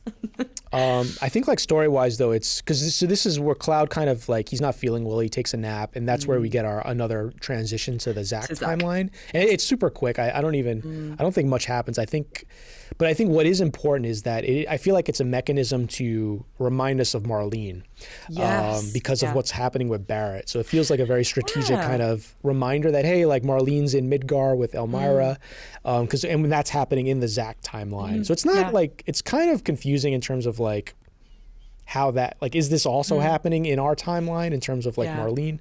But yeah, I do love that it's there. And as soon as we get back, then we get all the stuff with Barrett where he has that huge confrontation with Marlene. And for me, this was definitely like one of the peak like emotional parts of the game where it was like super intense. Yeah, I cried at this scene. I thought it was really well done with Barrett and Dyne. I think, you know, the fact that it goes a bit Metal Gear Solid, doesn't it? Because it's just like, it goes from being a game where you've got a party of magic users, sword wielders, to just this kind of like barren sort of desert wasteland with these two men with machine gun arms just blowing the heck out of each other. It's got a real almost cowboy western standoff feel, you know, like it's the fact that Barrett insists on going in alone, and he's just like, you know, I'm gonna go and I'm gonna sort of take on Dyne myself. And Dyne is clearly, he's lost his mind. You know, he's gone mad with grief. That horrible scene, oh my gosh, where he is in the hut and Barrett goes in to find him and he starts being like, I can't remember his wife's name. Oh yeah, he's like pretending like they're all still there. They're all still there, and he's like, get a chair for Barrett. Oh my god, make him a cup of tea, like bring him in. And Barrett's like, man, what happened to you? Like, and this leads into, because obviously you then get the Heidegger arrives and there's like a fight and everything, all that ensues. But I think that the Dyne confrontation with Barrett, one of the best bits I think about the whole thing is the way that Cloud responds to Barrett afterwards. Because for the first time ever, Barrett's bravado, his mask energy, that can be quite toxic masculinity, to be fair, has been sucked out of him, and he's just this kind of like broken man sat crying over his daughter and his best friend. And Cloud comes up to him, and I've ended up replaying this scene, like I recorded it on the PlayStation and watched it back because I was like, oh. But Cloud, he softens to him, and he just looks at him, and he's just like, so I think Barrett sort of says something like, oh, don't worry, I'll be all right. And he's like, it's okay, man. Like, it's okay. Like, I think he even says something like, I know. And I was just like, because he relates to him on such a brilliant level there in a way it's so that subtle. He and that part really got me too, because I think he's standing there, he doesn't have his gun arm anymore.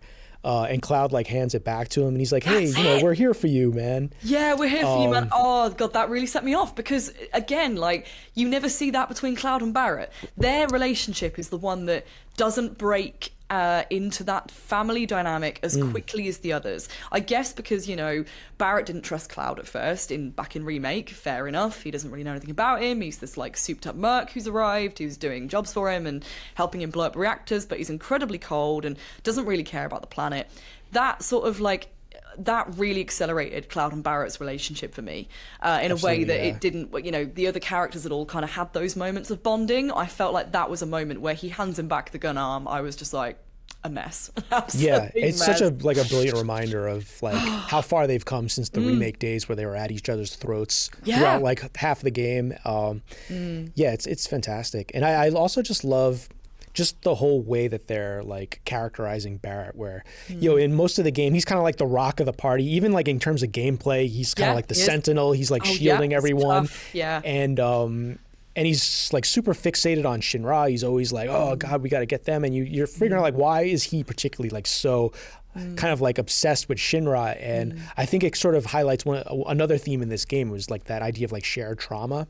And also like when you have like a cast of characters that all are dealing with their own in many places it is grief and death. I think like death is like a huge theme in this game, and how they're able to kind of like use each other to support each other and get through all these hard times. It's almost like something like Rent or something like that. Yeah, I know it is. Have all these people. Yeah. And I think like that was kind of like that was a theme with a lot of like the older Final Fantasies. I think in like Final Fantasy VI they kind of explored that too. And I always think it's just so like effective, and it always is very satisfying and moving.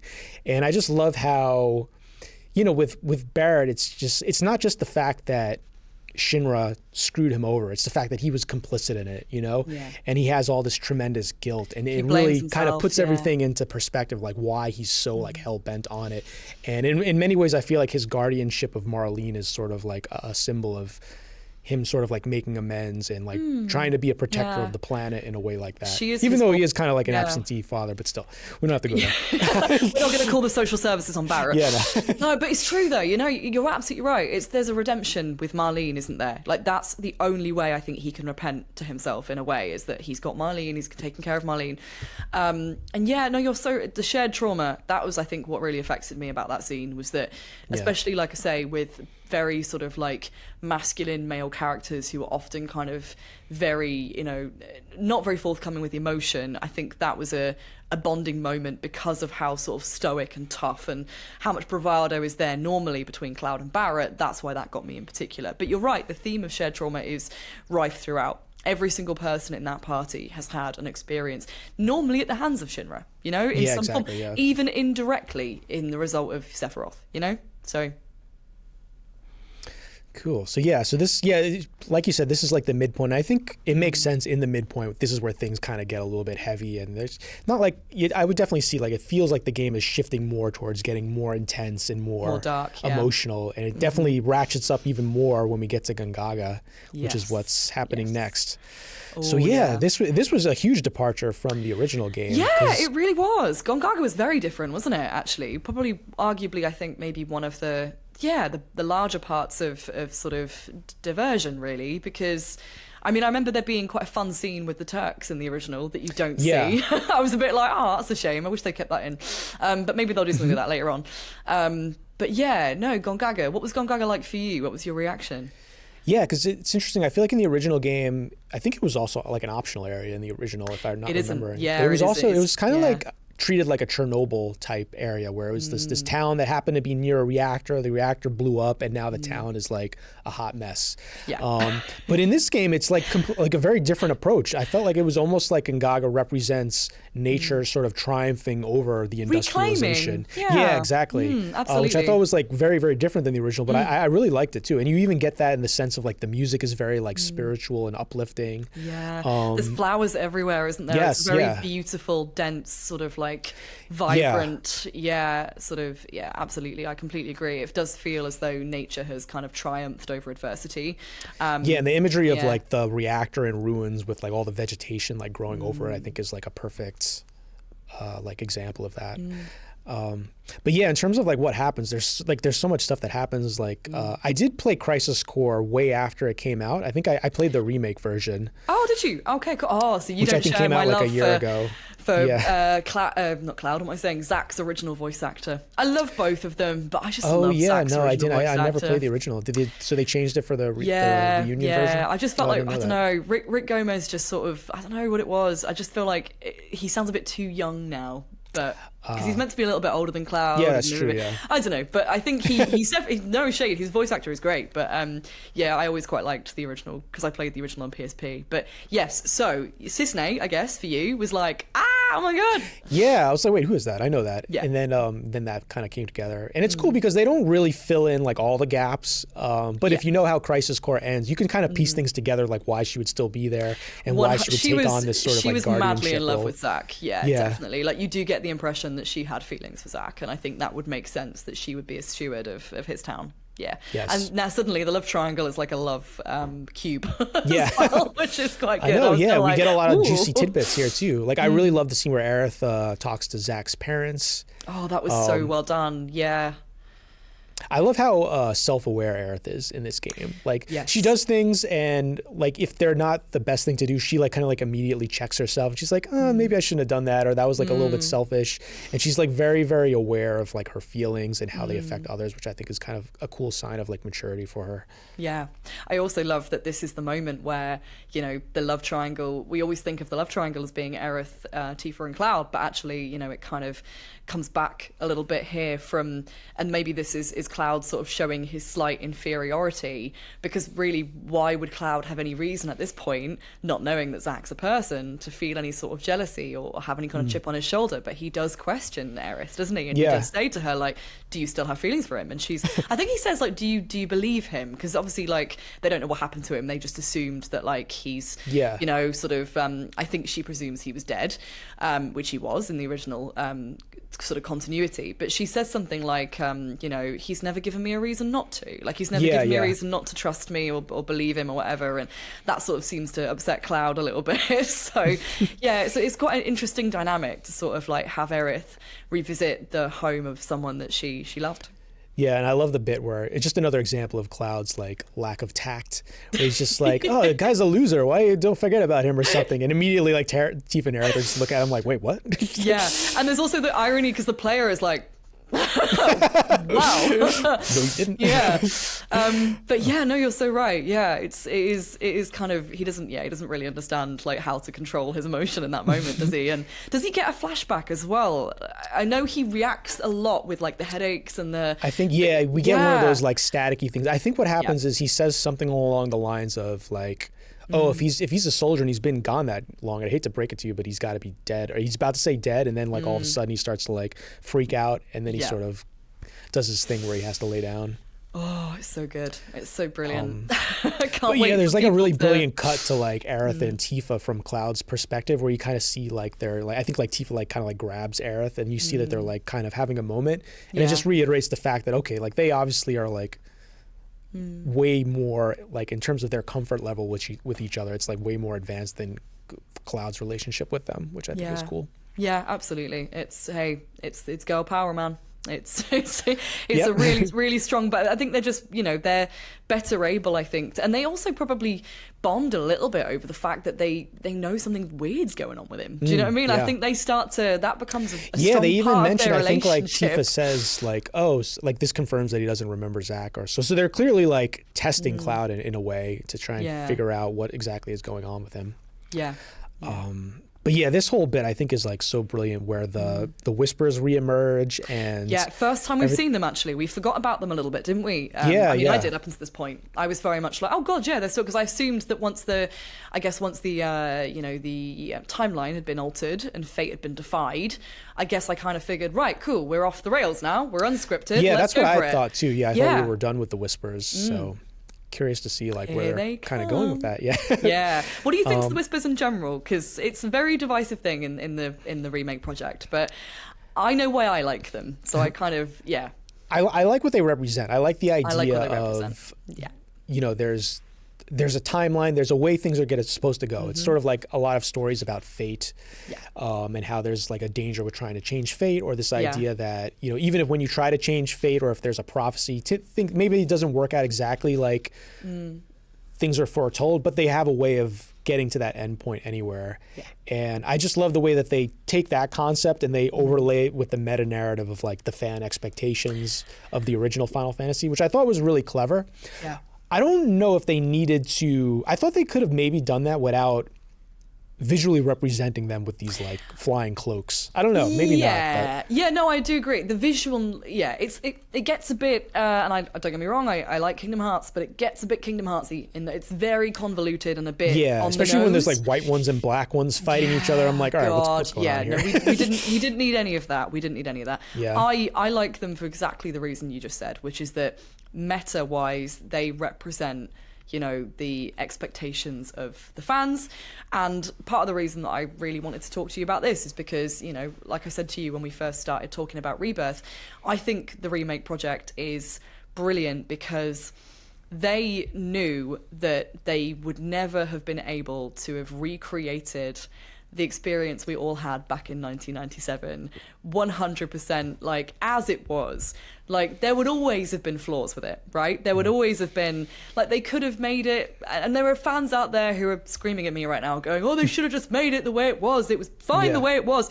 But my argument as a fan is that, like, we have the original, man. We have it. If that is your, and this, the whole thing about these like multiverses and timelines and stuff is that it's clever. Like, Square have kind of done a got out of jail free card here, because they've sort of gone, well, okay, fine. If you want the original exists.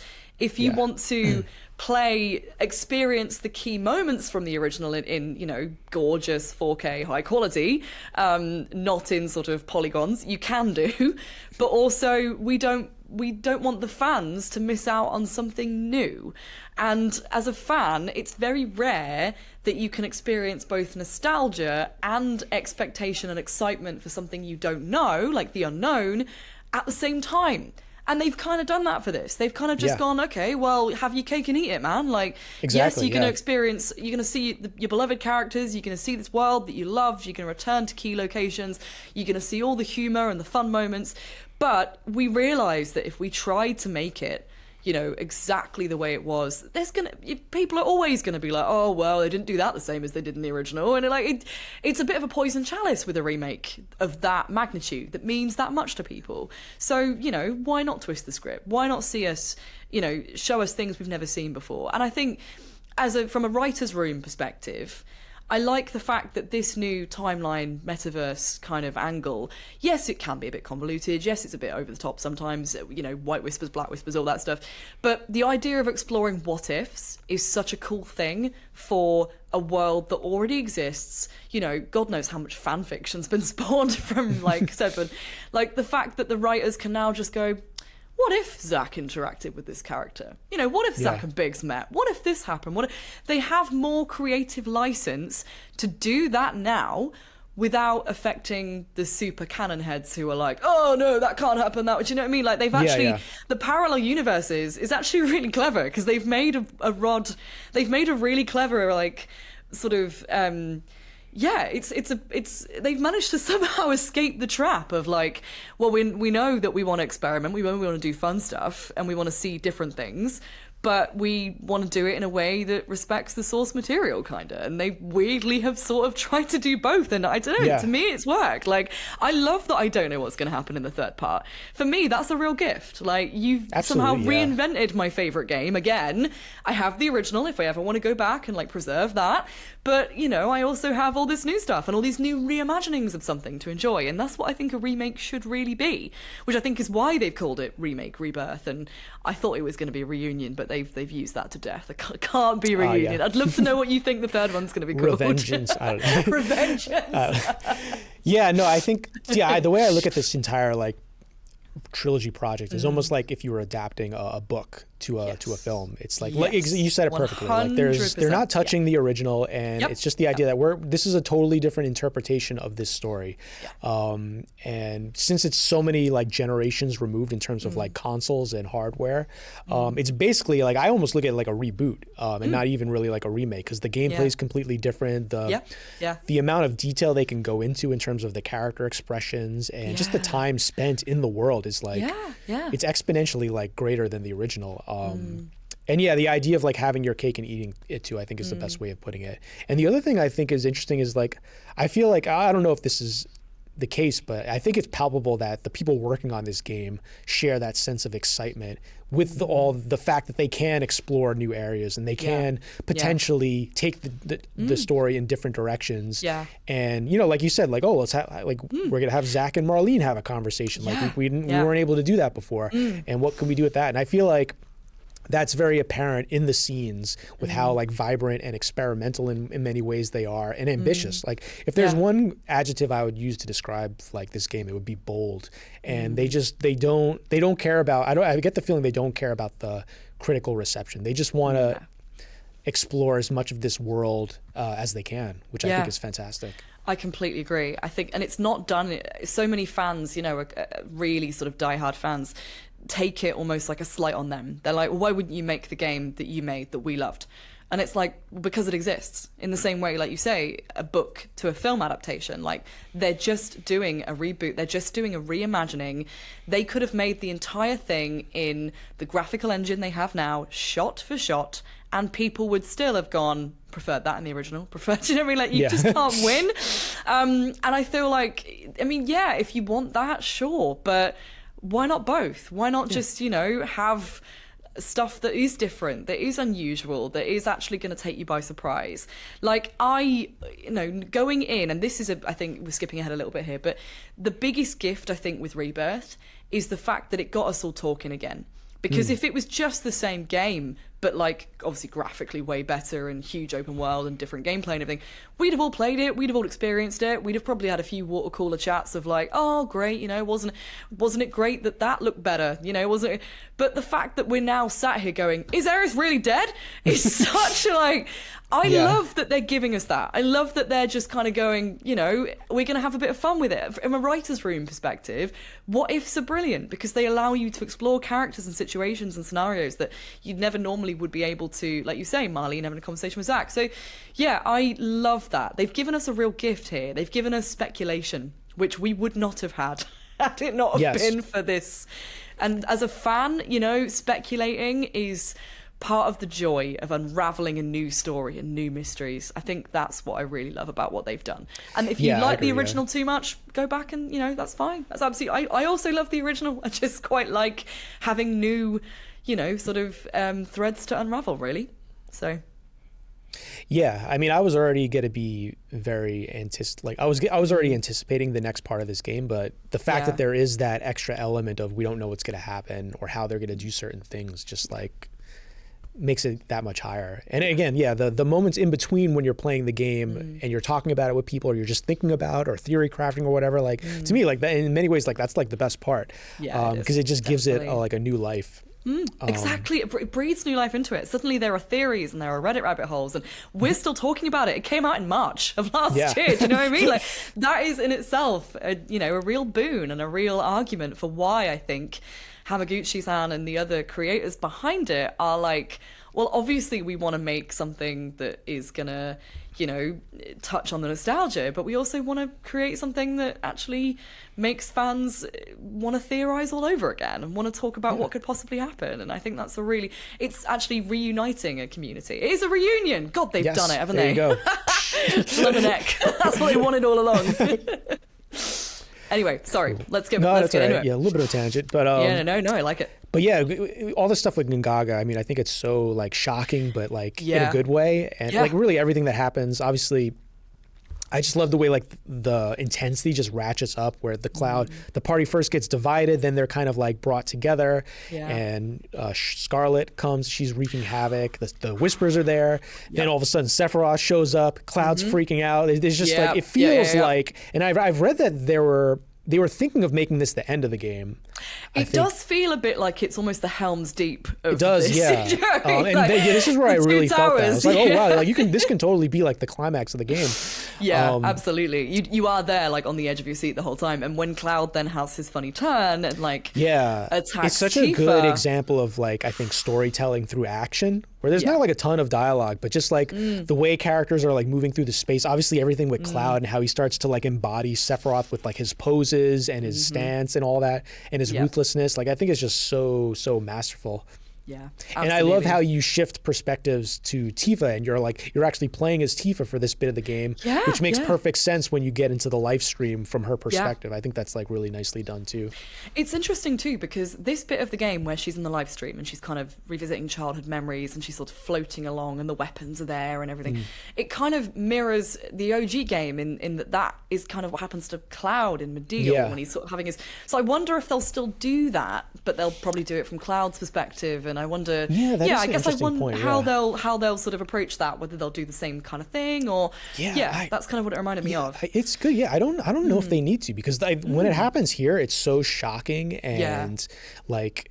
Even like the way they do the music, like I think you hear like organs for the first time. It just feels like such a spiritual sort of like epiphany that's happening.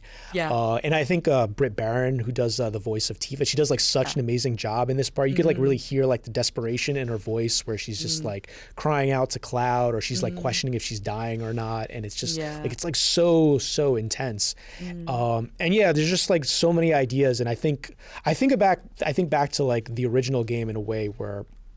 It's Hironobu Sakaguchi, right? Who was like sort of like the godfather of Final Fantasy, and I think he did the main story for Final Fantasy VII. I know like a lot of people have said that he was sort of like dealing with like I think the death of his mother like before working on this game, so that was like very. Actually, do you know what? I remember that actually reading about it.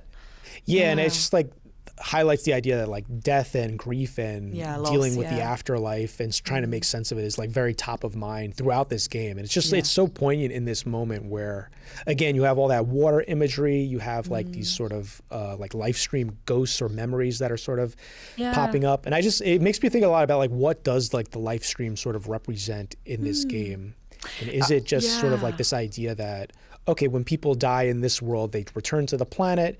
And we also know like everyone talks about the life stream as like this pool of all the memory and knowledge of the world of the ancients. So I always thought of it like as a nice way of saying like when people die, they don't really die. They just, as long as you remember them and they're like, you kind of like carry along their traditions, they never really like die and they're always like around you. I love that. So, and I think that is, especially, like I'd forgotten about that actually, but I do remember reading about like, Hironobu Sakaguchi had the grief and the loss in his mind when he was kind of putting it together. And I think, the idea of it being something that people return to the planet, it's quite a Buddhist notion too, because all life springs from the life stream as well as returns to it. So the planet's life source, the planet's energy is feeding everything new life and also then obviously old life. So it is that almost like slight reincarnation aspect there. But I also love that it feels as though, because again we're going back to like the rain and like the water and like flowers growing, and everyone looks at flowers within the game. I know there's a bit where Elmira is sort of tending the garden and she's like, oh my god, they're blooming again. And I feel like definitely there is a very spiritual sense that nature is tied to the afterlife, and like all of the people that we've lost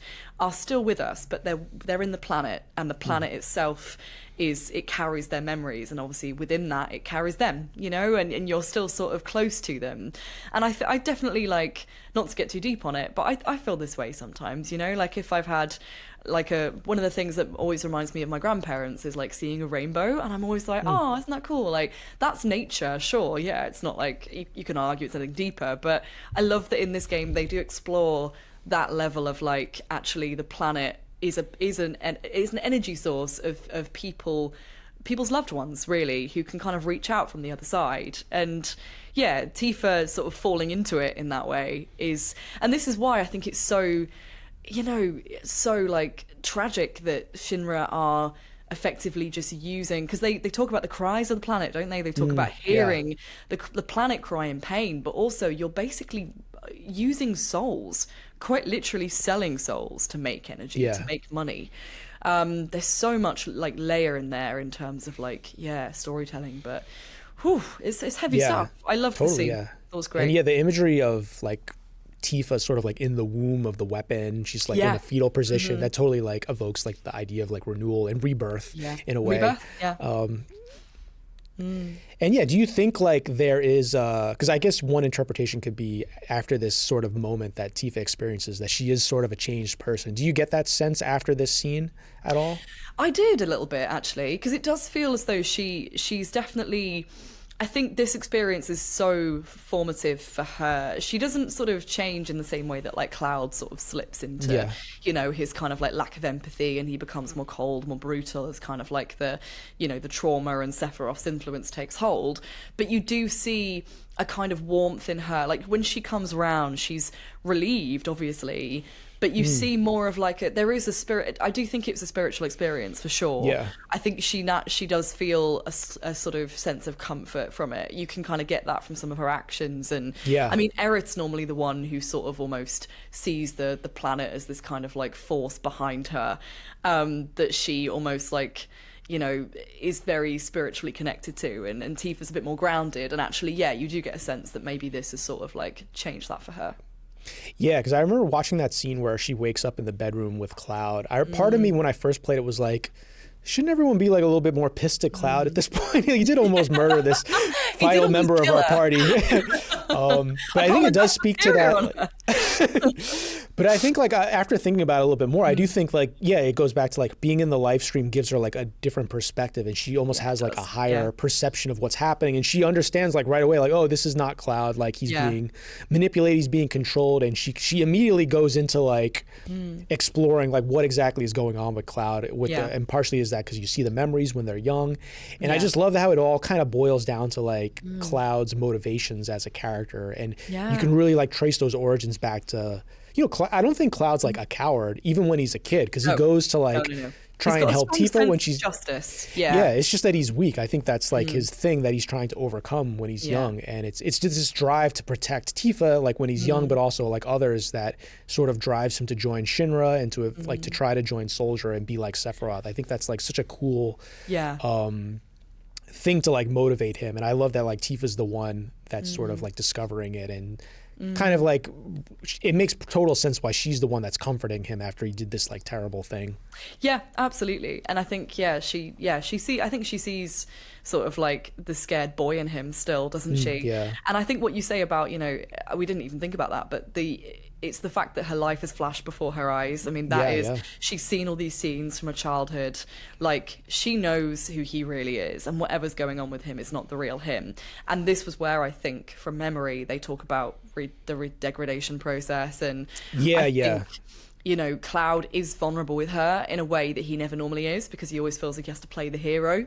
And I thought this was a really lovely scene as well. I was probably just like welling up at the thought of, it's always Cloud that gets me, I think, in a weird way. It's funny because he's so repressed.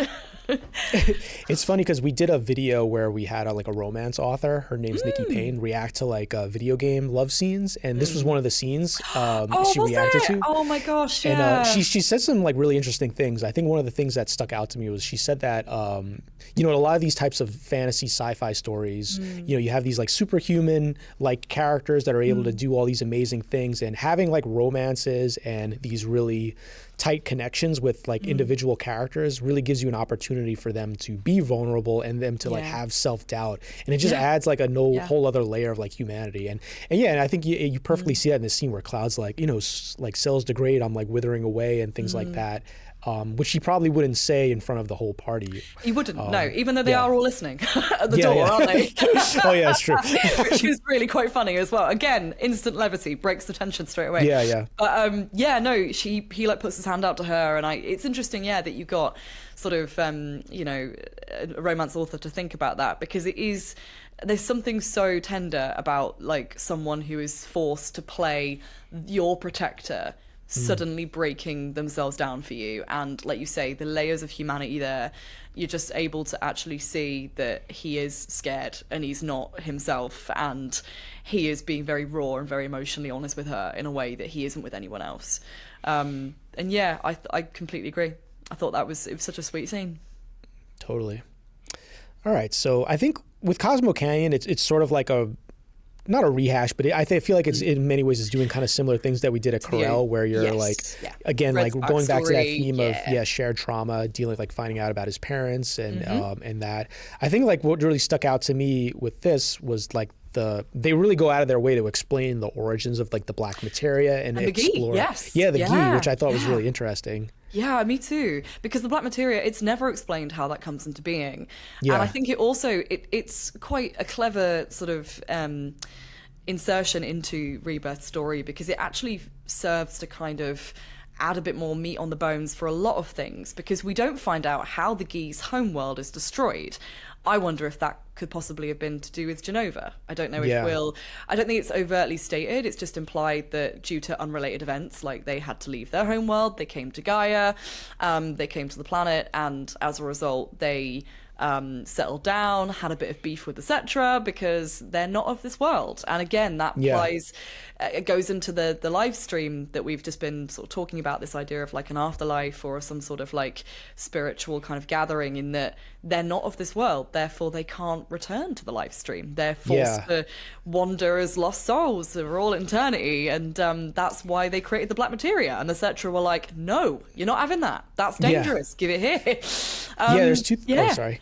Oh, no. I was just going to say, there's two things that kind of jump out to me. Like one, I love the idea of not treating the Cetra as this sort of like perfect race of people. No. They are, there's obviously like, I'm sure there's some bad Cetra and they can do bad things. Yeah, they can do like unfair things, or the way they treat like the Gi perhaps. I love them introducing that little wrinkle in there. And also I just, what was I going to say? Just the idea of, like setting up part 3 again, adding that little nugget of, okay, we make this deal with the Cetra, with the Gi, that we're going to get the black materia for them. We know we kind of have an idea of how the black materia is going to be used in the original game. Like they want to summon Meteor, but I'm very, very interested in how the Gi are going to come into the fold in part 3. Like I think that might be, again, going back to your awesome Song of Ice and Fire reference, I think that might be part of like the factions that all come together. There's going to be a lot of people. Are they going to be like Aragon and the ghost spirits attacking at the end or something? It might be something like that. That could be interesting. Things. Yeah. And also reference, we mentioned it earlier, the River Styx. This really feels like the River Styx moment. When you are being shepherded down, totally. Your entire party is here, kind of just being like taken down and told this story. And it really feels like, this is like a passing over and a point of no return, because will we incur the wrath of the Gi because we're possibly not going to stick to our bargain? Who knows? Yes, so that's definitely something else they're setting up for part 3. Cool. Then after that, we go back to Nibelheim. Sorry, we're going a little bit fast, but no, it's okay. No, this is always going to be a big one. I know. It was always going to be a mad dash to the end. At this point in the game as well, actually, you're kind of like, oh my god. Yeah, this is definitely the part where I was like, all right, I don't want any more side quests. I just want to. I just want to do. Yeah, I think after Gongaga, I stopped doing the side quests. I must have. I mean, I think like the Nibelheim stuff kind of goes as expected. We get a little bit more information. Cloud starts to remember a little bit about Zack. There's a little bit of like Wu Tai soldiers getting like killed at a reactor, which I don't quite remember exactly. No, the I think implications of that. It's something to do with, you're always kind of hearing about the Wu Tai stuff in the background, aren't you? Yeah. Because it's obviously like the political drama that's kind of playing out the Game of Thrones of it all. It does feel, and again, that kind of, I really like that reference actually. I think it's really cool, the idea of all the factions coming together, because you've got kind of like the small problems of the world that actually are going to be not so small if Sephiroth gets full control of everything. You end up going to the mansion, don't you, to investigate some people. And you get that guy's key card, and then Vincent is just like, that ain't your key card. Yes. That's pretty funny. He's like, you're not. You're not this guy. I love Vincent, because he I don't think he's not meant to be funny, but they use him as a comedic device because he's like from another time, right? Like, exactly, yeah. He's so out of place, yeah. Yeah, he's very, very strange. And obviously he was alive like within the same sort of time. I don't know actually, when would he was alive when like Lucretia and Hojo were alive, obviously. So he's not thousands and thousands of I think old, he's supposed to be in his like 50s or late 50s, if I remember. Yeah, totally. In like the world's time, yeah. So he is the oldest person in the party, but I don't. Who knows how long he's been asleep in a coffin? So it's a bit on the nose, isn't it? Because it's so vampiric, and again, linking back to like Frankenstein, mad experiments, like Gothic literature. He's very sort of sleeps in a coffin. There's a lot of like little fun little Dracula parodies there, but he's actually. He is quite comedic for a character that is, I think, because he's such a stereotype in a way. You're almost a bit like, oh my god, are you for real? Like, why? But then I imagine we're going to see more of Vincent's plight. Yes, kind of, because he's almost too dramatic at first. The fact that like he says that line where he's like, I have one more sin to atone for, and like goes to get back in his coffin, and you're just like, all right, mate. Everybody else I'm very, is very dealing interested with to their see trauma. how they explore his past, because his past is very interesting too, and it's very, very quick in the original game. Yes, I think it's you don't basically really like get a couple of scenes. So I'm very curious how they explore that. And also, we didn't really talk about Sid. Sid is sort of just like there to ferry everyone around. I do think it was interesting how they added the element that he knows Eric's mother. Yeah, that was interesting. Yeah. I wonder how they're going to tie that into his backstory. I also wonder how they're going to shed. I can't help but think they're going to pull a few more layers off Sid to unveil the grumpy bastard that he truly is. Because the only thing with Sid in Rebirth is that I felt like he was a bit too jovial. And I feel like actually he's a bit more like Barrett in that he's very aggy with a lot of people. Especially in the original, like he was an absolute arsehole to Shara. Yeah, horrible. He's very different in this game. You don't get that sense. I wonder if it's if he's putting on airs because he's technically like a merchant, and he's trying to be good for the customers. I think that's it. I think he's putting on a the customer's always right kind of approach. And I think we're going to end up seeing more of like the emotional spectrum of Sid, I hope, in the next part for sure. Because he went through quite a bit as well. Yeah, I do like his story. His story arc, yeah. And then we get that fight with Roach. And this is sort of like revisiting like what we talked about earlier, the idea of Roach sort of foreshadowing a potential fate for Cloud. To me, this is like very, very Gollum, Lord of the Rings, and how like Gollum is sort of a warning to Frodo of like what he could become if he holds on to the ring for too long. I think it's like really effective, awesome, like again, like storytelling through the mechanics of the game, through the boss fight. And one thing I think this game does so well is just like the little like banter and like chirping between like battles, or even when you're just like walking through a new environment. It's just like it feels like the game's it's always telling its story. It's never like letting up. No, absolutely. Yeah, there's not a single character bark is wasted, right? No dialogue is sort of surplus to requirement, definitely. Cool. And then all right, we're getting to the end. This is we have the big gold saucer scene. So much happens here. Yeah. Oh my god. This is it's the song that Aerith sings, isn't it? And the play. Is it Loveless that they do? Or is it something else? I don't know, because I know it almost feels like there's two different plays, right? Because there's that really cool like ballet dance that happens at the beginning, which I think is really nice, and obviously you see Jessie, and that's like, I think that's like a perfect example of them trying to like fool you with trailers where they say, "Oh, Jessie's gonna come back to life." Like, nope, it's just a hologram. Nope, it's the hologram of her from her dancing days. Yeah. Yeah, that was and there's a great scene, I think, depending on who you're with the date. Like, when you see Jessie's poster, picture, you get like different scenes, and they're all like really, really well written. I really love that moment too.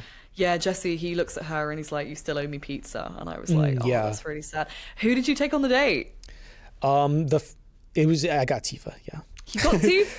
I was trying to play it cool, and you were like, "No, I got Tifa, Is that a predictable answer? No, not at all. No. Because I feel like I was definitely trying to like do as much as I can in my first playthrough. And it didn't feel like there were too many moments where you like had to favor one character over the other. Yeah. I think if you just like do everything, I don't know. I think when I looked at my stats at the end of the game, like almost every character was at like the top in terms of their like whatever like affinity level you can be at or whatever that was. But yeah, I did like that though, because when you see that picture with Tifa kind of like talks about how Jessie like helped her get acclimated to Midgard. She gets like really emotional. Oh, that's really sweet. Oh, yeah, so I love much, how you get that like so variation. much layered in. Yeah, God, they really thought about it, didn't they, when they were like writing, you know, sort of each of those pivotal scenes, because there's so much replayability there that there wouldn't normally be in something like that. Like, you want to get every last little interaction out of these characters. Like, mine's embarrassing. I got Red 13. I wasn't intending to. It was just that I must have maybe done like one more side quest for him or something, or maybe like answered a question wrong for one of the characters. Whatever it was, everybody was pretty happy with me, but Red really liked me for some weird reason. I know I've watched the Red 13 scene. I don't remember it though. Red 13 really annoyed. He's not my least favorite character. I love him as a character at all, but it's not true to say I dislike him, but I was his voice thing was just a bit, for me. I know that it's part of the original game. Like, I know he's putting on a front, but it was just, like, they could have just changed the way he spoke a little bit, rather than just, like, the whole time he'd been putting on a gruff voice. Because he's interesting because in one way he still is like one of the most sagacious characters, because he is like, I forget how old he is in like human years. I think he's supposed to be in like his 50s or 40s or something like that. So yeah, I know you can make the argument that I don't even, what is his race anyway? I forgot. He's like, he is, oh my gosh. I don't know what they're called. The tiger people or the tiger people, I can't remember. No, he's Nanaki, isn't he? But I can't remember what the actual. Whatever, you know, species whatever he species is. he It's is, supposed to be like he's 16 years old or something. He's 16 years old, so he would be a kid. Yeah, for sure. Yeah. But I definitely think it's just the pretense was it was so well done as his character. I just almost, it felt like Whiplash a little bit when they suddenly I think I didn't mind like the reveal. The reveal's fun, and that's how it goes in the original. But I kind of wish he like went back to the old voice, just to kind of like keep on the presentation that like, and maybe it's just a thing like, oh, we know he doesn't talk like that, but he's still talking like that kind of thing. Somewhere in between, you know, it would have been nice to maybe just sort of have him like, I just felt like it was it was too far the other way. It went like, he was suddenly, woo! And you're a bit like, whoa, that wasn't true. What you were like before. I felt they just could have dialed that back a tiny bit, because he suddenly got very irritating. And I had to then go on a date with him, and I was stuck in this Ferris wheel. Oh, that's too bad. Just sort of Cloud just staring at him like, so the voice is still staying, huh? Cool. No, it was good. It was a really cool scene, because not many of my colleagues who I was talking to about the game actually got the Red 13 date. And what is really good about Red 13, because he's a cool character, like I say, the voice thing I felt was it gave me a bit of whiplash at the time, because it was so far the other way. But I did really love that when you chat to him in the Ferris wheel, he says a bit more, he opens up more about Aerith and his ability. And he says, and this was something that really helped play into the ending, that a lot of people didn't realise if they didn't get Red 13 on the date. He says, Aerith and I used to be able to see the future, but since the Whispers got involved and we defeated fate, they can't anymore. And I almost wondered whether that's why Aerith's materia, her holy materia, is clear, because she has lost some kind of knowledge that she would need to use it. Because we know that materia is like crystallized knowledge of the ancients, right? Yeah. So is that, I mean, it's definitely linked to when the Whispers touched her, but he actually confirms that him and Aerith did have the ability to see the future, and now they can't. So that's interesting, because I know it is sort of implied in Remake that he has like extra, because he's the one that tells the party about the Whispers, if I remember correctly. Yes, he does. And when Aerith touches him, he sees things, doesn't he? Like, that's what it was. What he sees, but he kind of what I was curious about is it the fact that like there is like an Omni Aerith who just is like all seeing, all knowing, or is it the white materia that's giving her that power? It might be the white materia that is, or it might be because there's obviously like a correlation between like how white the white materia is and the like the powers that Aerith has, or her memories. So I'm wondering if is it supposed to be a thing where there's like a cascading effect where like Aerith lost her power, therefore whatever power she gave to Red 13, he lost it too, or is it something like that? I don't really know. Yeah, I feel like when she touches him, she gives him. I mean, he's also a creature that is far more sort of, I don't want to say spiritual as such, but he is something outside of like a sort of normal human who I guess is kind of like he's been living out in the world, he's been around nature, he's been obviously until he was captured, like he's had quite an upbringing that's connected him to the planet maybe more than most humans living in metropolitan cities would have had. So maybe there's a slight, and also he's an ancient race, isn't he? Same as Aerith. Both he and Aerith are kind of like, that's the reason Hojo wants them, because they're both ancient creatures, but in ancient beings. But I guess it might be that Red already has that and Aerith kind of awakens it in him. But I do like that idea of, she's lost something. I think the whispers that touch her in Remake, they kind of orchestrate really this huge, transgression from the first story, from the main storyline, hence the splintered multiverses. It doesn't appear, and we'll get to the ending in a bit, I know I'm skipping ahead, but it feels like there are other Aeriths that seem to know what's going on. So it feels like almost within the timeline that we're in, maybe because she was the one that defied fate, for whatever reason, she's sort of broken free, but she's had a lot of those memories and that knowledge removed by the whispers, perhaps. I mean, Sephiroth seems to have cottoned on to what they're up to, and it almost feels as though both he and her are having this kind of like omni-war, in which they both definitely get that vibe. You get that feeling that they both know, or they're both playing on a higher sort of setting. They're playing a different game. They're playing a different game. When everyone else is playing checkers, they're playing chess. That's exactly how it is. And this whole scene, and the Tifa scene with Cloud, obviously everyone knows, they have their kiss. And what is interesting about it though is I think Cloud does talk about Zack in that moment, if I remember correctly. Or I think he talks to her about like, oh, do you think like Eric's still thinking about Zack or something like that? Oh, that's awkward on your date with but I think it's revealed that Tifa, I think she had a conversation with Aerith about the fact that like Zack, the Cloud is remembering Zack, and he remembers that something happened to Zack.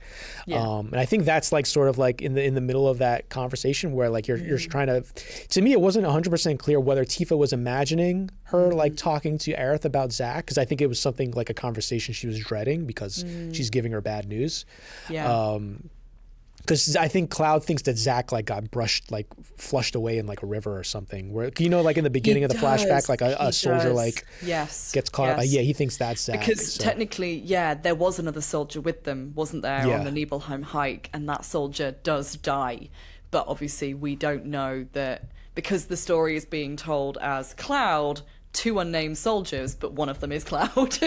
We don't yet. I remembered. Yeah, that's true. Oh, that's cool. I might have to go back and rewatch those bits because that wasn't the date. Because I guess the other interpretation is that she's just remembering the conversation, and she did actually tell Aerith that Zack is dead. So that was a nice little nugget. But then they have their nice little moment, which it was nice. Obviously, that felt like very fan servicey, but I do like there's almost like an old Hollywood kind of vibe to the direction. It's very like the way the music plays, the way the fireworks, the way like after they kiss. They love that in Final Fantasy. The amount of times people kiss and fireworks explode. And I love when they get off the ride, they're like super awkward. They're kind of like looking at each other, and their body language is all like awkward. I thought that was pretty funny. Definitely. But to me, I was definitely getting vibes, especially with like Aerith singing the song that she's doomed. There's no. It definitely felt like they were priming us for a rough finale. But let's get to the finale though, because obviously the lyrics of that song are definitely, you're absolutely right. All I was going to say, No Promises to Keep is a banger, and she even says like, what's the lyric? It's something like obviously she's talking about fate and destiny. And then it's till the day when we meet again, and it's like, well, then obviously this is a farewell, isn't it? Like that, it's that's her farewell, really, to the whole party, which is really emotional. And again, that's when you start to think, well, she obviously knows something, maybe not the full thing, but she definitely has an inkling that something is going to happen, and her intuition is, not wrong. So I think that's the last moment where all the party members are all together, because I think even after that, Kate Sith kind of like. Obviously like betrays them and goes off with Shinra. So much. I think we can do this all in one chunk. So like we have all the Temple of the Ancients stuff, which I really, really liked. I did, And then the thing that I liked about the finale is, even though this game is really, really long, obviously, I do think there's something to be said that the finale, to me at least, felt pretty tight. What I don't like is I feel like if your final act kind of like slogs along and is too big, it definitely. can really, really drag down the momentum. Like even games I really, really like some Persona games. They're huge. I might like love massive. them, but then like if the final act like drags, I feel like even like a 50-hour game with like a bloated final act will feel longer than a 120-hour game with like a tight final act. And I think like to their credit, even though a lot does happen, to me it did feel like they were sort of funneling everything into like the core themes of the story, and we were really getting to the meat of what we were expecting, which I definitely appreciated. Yeah, 100%. They didn't spend any more time on waffle or frivolity or side quest. It was just from the second you entered the Temple of the Ancients, you were in the end game, and that was it. So yeah. Oof. Okay, lots to unpack, I guess. I mean, there's so much. I really like going back to the idea of exploring characters' backstories and like the theme of like getting over your past traumas and confronting reckoning with your like trauma. demons, I think is perfectly explored when they each character, I think except Cloud, has like a little trial, where they have to relive something from their past. I thought that was so good. Yeah, and at that point, Cloud is almost lost, isn't he? Yes. Like, he has completely lost his humanity. He is just a robot. And they're all noticing it, but I suppose they can't really do anything about it at that point, can they? Because they don't really know how to harness him in that way. Yeah, I mean, what can they do, right? Yeah, I mean, it's a bit like in Dracula, where like Mina Harker has like the powers that link her to Dracula. Like so that's very like Cloud and Mina have a lot in common in that the antagonist is there, and actually like she can use telepathy to kind of get to Dracula. She can sort of she has that connection to him. Yeah, but she doesn't really know, I suppose, for a while, like how to tap into it. And I think this is something that they're almost they've been led here by Cloud, really, haven't they, truthfully? And there almost feels like there's that slight anxiety now that the net's going to close around them, because you've lost your party hero a little bit. Like, he's gone completely at this point. Yeah. And what do you think it means that he's the only one that doesn't have a trial? Do you think that's because of the fact that he's so far gone, or is there something with, like, again, maybe Genova's manipulating him, or there's something about his soldier DNA that's preventing him from being recognized by the ancients in that moment? I don't know. I don't know. I think it does feel like there's a block at that point. I feel like he's lost himself. Like, I felt at this point, I almost felt myself mourning Cloud as much as I was preparing to mourn Aerith, because I was like, yeah, he's not himself. Like, I didn't know at what point we would get him back, because this was the point where I think they pushed it so far that the other characters actually kind of comment on it, and sort of are confused as to why his behavior has completely changed.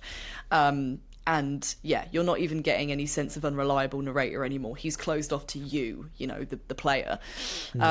So I must admit, I think maybe for me that was kind of why I figured it would be. What about you? What did you think?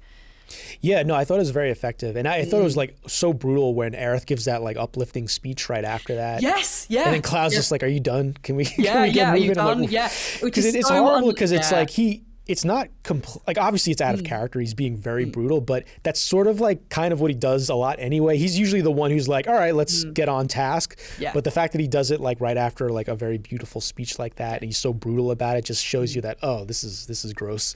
Yeah, exactly. I think you're right as well as to why that might be why he doesn't take the task, doesn't do the trial, because at that point he is, almost so completely lost again. All that kind of like, sort of character development, and this is why I think he's such a brilliantly complex character, is that all of that sort of like trauma processing and starting to bond with the other characters and starting to heal is completely retracted in that moment. Yes, it feels very much like a tragedy, influence. in that sense. Yeah, he's gone, come all this way, and now it's like, nope, doesn't matter. Final hurdle. Yeah, exactly. It's really distressing actually for the player, because you're just kind of like, oh my god, like what is wrong with him? And then we descend. That's kind of when you get the scene, I think, where he then begins to bring Sephiroth the black materia, and it's predatory, isn't it? Because Aerith is like backed up on this sort of long, slender, I can't remember if it's a tree or a beam or something. But I was so like caught up in the moment that I almost thought they were gonna kill Aerith, like in this scene, like when they're like hanging. I was like, oh my god, they're gonna do it now, and Yeah. So I didn't necessarily wasn't sure who was going to die or if anyone was going to die, but it definitely felt like it creeped me out almost. And they're so clever the way, again, Cody Christian's great as a voice actor, but also the writing, because Cloud, he's so menacing. Like the way he's like, Aerith. Oh like, God, yeah. He's so playful. creepy, yeah. He's actually like playfully vindictive in watching her struggle because she's just backing up as he's coming towards her. It is predatory, and it really gave me shivers. Like, I thought it was a brilliant scene. And then that's when they slip, they fall, and we get one of the weirdest twists that ever seemed to Was hit not ever. expecting any of this. we fall into another parallel universe. And I don't. Is this like a pug universe or something? I forget. This exactly. one's Pomeranian. Oh, Pomeranian. Okay, there we Pomeranian. Remind me to tell you something about the dog breeds and the timelines at the end. Because it's sort of a nice rounding thought, and it was something I only watched literally on my lunch today. Oh, nice, definitely. But we'll talk about the different dog breeds because there's something else that's quite interesting.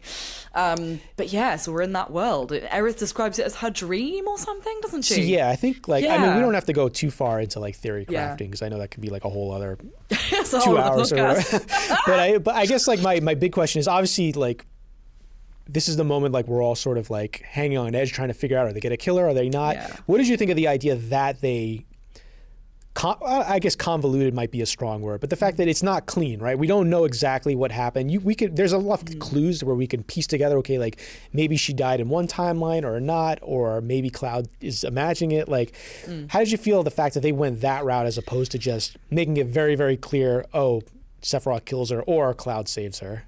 I liked it. I felt almost a little bit... the thing is, and again, this goes back to what we were saying before about how fans wouldn't be happy if they did it one way or the other, right? Yeah. If they saved her, fans would have been like, oh, it's not like the original. or had an issue with that in some way, said it was almost, kind of like just giving it a happy ending for a happy ending's sake or whatever. People would have had an issue with either way. If she died, they would have felt duped. If she'd been saved, it would have felt a bit cliche and a bit like we were expecting it. Again, I felt like Square couldn't really win. They've set up a lot of the multiverse stuff already, so I quite liked how it played out. I liked that I was screaming at the TV because you do just like... He's walking up to her, and in the OG, his party, it's like Sid and Yuffie that are like, Cloud, stop, because he's about to attack her, isn't he? And like his party actually intervene. And in this version, they don't at all because they're not there. They're not actually allowed to get past the Whispers. So again, you have to question, like, well, are the Whispers trying to get him to kill her without any intervention? Is that their plan? But then he manages to break free of the influence right at the last moment, and he just manages. And if you watch it, and believe me, this is again what I love, people have dissected this scene. Gone full Zapruder film on this. Oh my God. Zoom in and hands. Like, people have done it frame by frame, and you can see he does make contact. And the question lies, did he knock, did he make contact with Sephiroth's blade and get knocked back and the inevitable happened? Or did he manage to knock Sephiroth back and prevent the tragedy? And it's kind of Schrodinger's Cetra at this point, isn't it? Like, you don't... She is kind of... what they've done is quite clever because they're still keeping us guessing a little bit, but... And obviously going into the third part, like, if they'd made it... I feel like either way, they couldn't really win. So as much as people might think it's a convoluted way of doing it, it's like, well, we're still going into part 3. Like, oh my God, is she alive? Is she not? I kind of had different thoughts from when I first played it to when I sort of reflected on it. When it was first happening, I felt I was definitely on the edge of my seat, but I did feel like the emotional weight of what was happening was sort of diluted because of all the obfuscation. And I do think, obviously, if they would have just played it straight and he killed her, like that, I think it would have hit a lot more emotionally. I think it would have been, it would have been incredible, definitely. And it could have been, I think it would have been, especially since like with the build-up they did, like with the scenes before, I think it would have been really poignant. But after thinking about it, I think they were very strategic about what they didn't show. Specifically, like him, like kind of like lowering her into the water, which is like a very iconic shot from the original, and just like a general sort of those like the grief, right? The immediate grief we don't really get. We don't even really get it from the other party members. We're sort of like there's a little bit of distance after the murder happens, or the maybe murder. And I think the reason why they did that is because I think they're going to probably try and tie in Cloud regaining his memories, figuring out the truth of his past, with also coming to terms with his grief for Aerith. And I think we're going to get some version of those scenes in part 3. And I think that is really interesting, and that made me very excited, because I think it might actually hit harder, because not only... Because I think like a huge part of Cloud's character is it's like delayed trauma, right? Or suppressing your own trauma. So it actually makes a lot of sense. It's going to hit harder because they gave us hope. I think so, yeah. And I think like and we're going to be seeing it through Cloud's eyes too, I think. Because it's almost like a delayed reaction to her death that I think he's going to have, where he's going to realize that, you know, I've been like, whatever's been going on with Cloud, and hopefully we'll get answers to that. But then it starts to hit him. I'm like, oh, no, this person like actually is dead. Yeah, absolutely. And she is, I mean, I do believe she is dead. I mean, just to be clear on that, I know that the scene is you know, sort of conflicting in many ways, because it deliberately leaves it open. And yeah, I mean, there's so many ways it could have gone. I think people would have felt quite cheated if it had just have been like, right, that's it, she's dead. But then also, like you say, it could have been incredibly emotionally done, and we would all absolutely have loved it and applauded and thought it was amazing. And I still think that the fact that they've kept us guessing, and the fact that, I mean, I think you're right. I think personally, I think it will be that she is dead. I do think she's dead. The reason I think she's dead is because you see the live stream flex around her when Cloud is talking to her at the end. Obviously, no one else can see her. Cloud, this is where we kind of get into that strange omnipresentness again of like, Cloud can see the rifts in the sky now. He can see Aerith. Yeah. Has he, by traveling through so many multi-dimensions, has he kind of like been exposed to the parallel worlds in a way? Like, has Sephiroth done something to him? Like, we don't really know what the deal is yet with Cloud, but we know that he's not the same person that he went into the temple, to that final scene as. And as a result, it could be the trauma warping it, or it could be something sort of more physical, or more sort of like, I guess, supernatural, magical, whatever you want to call it. But I do think you're right. I think we're going to have a heart-wrenching scene where Square basically go, she was always going to die, guys. Like, you were foolish to think that we would change it. And some fate can't be defied. Some destiny can't be defied. It was always going to happen for the greater good. And I think the fact they've given us this little thread of hope, because it's happened in a way that there are parallel universes, could it be, like, yeah, I think there is a notion of, are we ourselves being played slightly by this? I don't know. And I think the fact I don't know is what I like about it. Yeah, like those scenes afterwards where Cloud's talking to that Aerith, I think it's pretty obvious that the other party members don't see her. Especially in like the cinematic at the very end where they get on the plane. Yeah. Well, even when Tifa turns to him. Also, I was going to say, even when Tifa turns to him and she's been crying, the same scene is shown and Aerith's not there in her eyes. So yeah, definitely can't see her. Yeah, but I guess it does make me wonder, like, okay, like, but what is Cloud seeing, right? Is he seeing is it a pure hallucination? Is it something induced by Genova? Or is it a projection that some Aerith from another timeline is like there actually, or projecting in some way?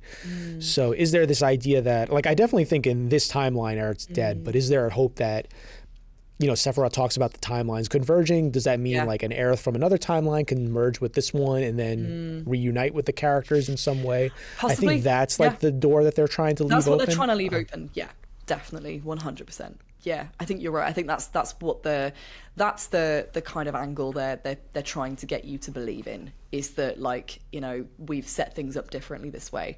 It almost reminds me a little bit of like, I'm not a huge Marvel fan, but like the Avengers Endgame thing is like, there's that whole idea, isn't there, of like, we lose in every single universe apart from one.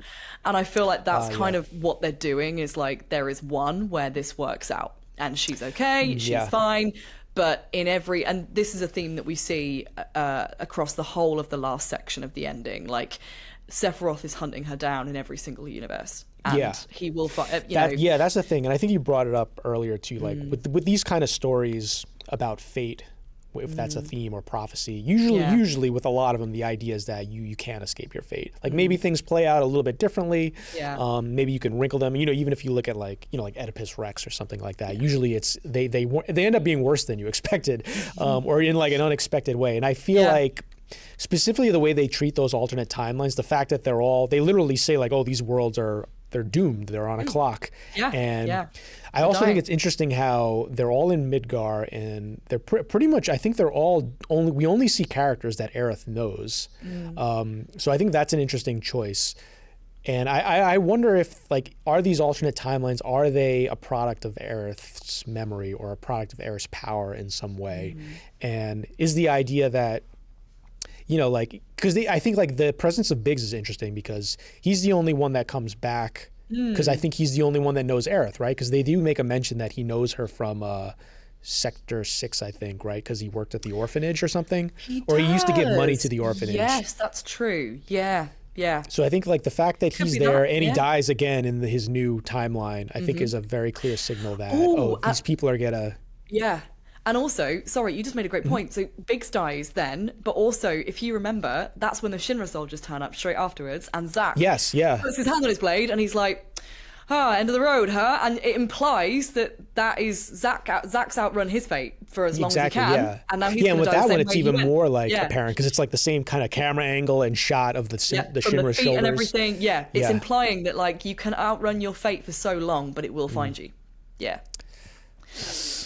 Ooh, much to think about. The thing that I was going to quickly say is that I actually, and shout out to, there's a creator called Sector 6 who we should definitely link in the video, but he's brilliant. And I was watching a video he did today where he's been sort of analysing a lot of the new material that's dropped in the recent ULTIMANIA book for Rebirth. Oh, yes.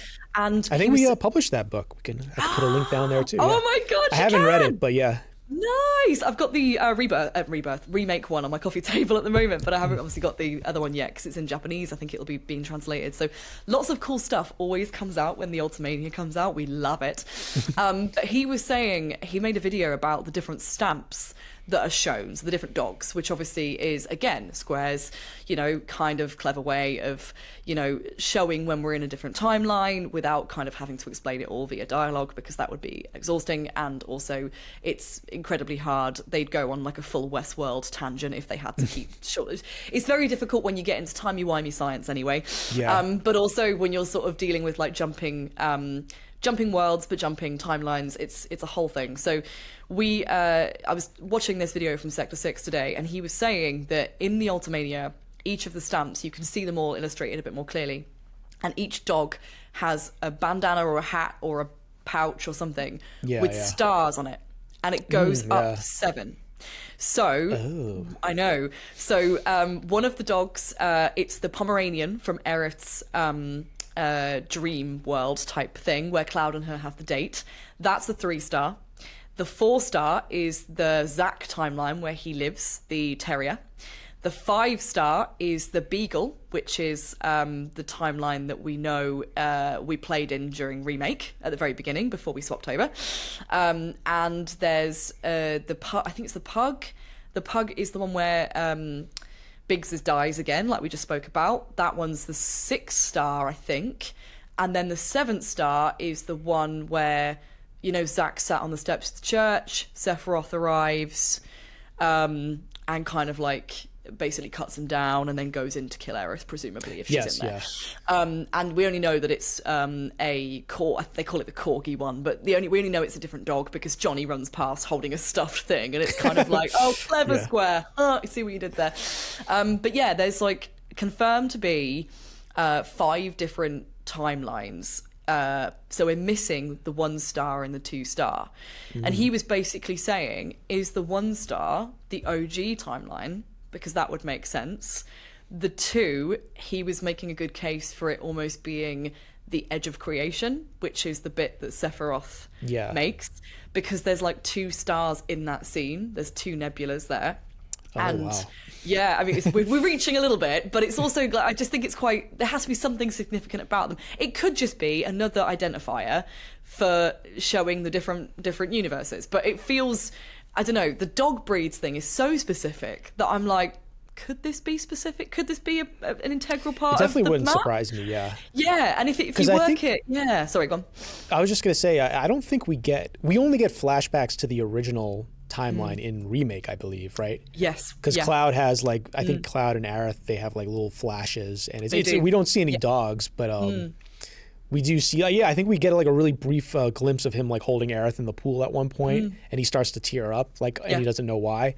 So that could be, that would make sense if that's like the 1-star timeline. If that's the 1-star timeline, yeah. And then the second one being there's two stars in Sephiroth's 7 seconds to the end, Edge of Creation thing, which is a world he created. Then the 3-star could potentially be Aerith's, which she would have created to combat him. And then the 4th and the 5th stars, like, are they sort of being generated because they're splintering off each other? And that's kind of the order in which the worlds are sort of being formed. It's interesting. It's an interesting watch to kind of see, because he does make a good case for it. But it's just, I'm fascinated to see the different things that will come out the ULTIMANIA, like when it starts to be translated and stuff, because we always find new clues out of things like that for stuff that maybe got lost in translation between Japanese. Yeah, and I like the developers are very forthright about like their process too with these games, which I think is really, really cool and transparent. I love that. Absolutely. And they do read a lot of fan theories too. They do look at stuff and they do say, they've been very open about actually, we see things and we think, it's a good idea. We might include that, or we might make this, that. And I think, we're currently at a point where we've got this rich multiverse of what ifs, and we just need to kind of figure out what one our kind of, we're gonna bear witness to in the end. And will it kind of be an ending that is satisfying because something happens for the greater good, but Aerith is still unfortunately the martyr, the sacrificial martyr at the heart of it all?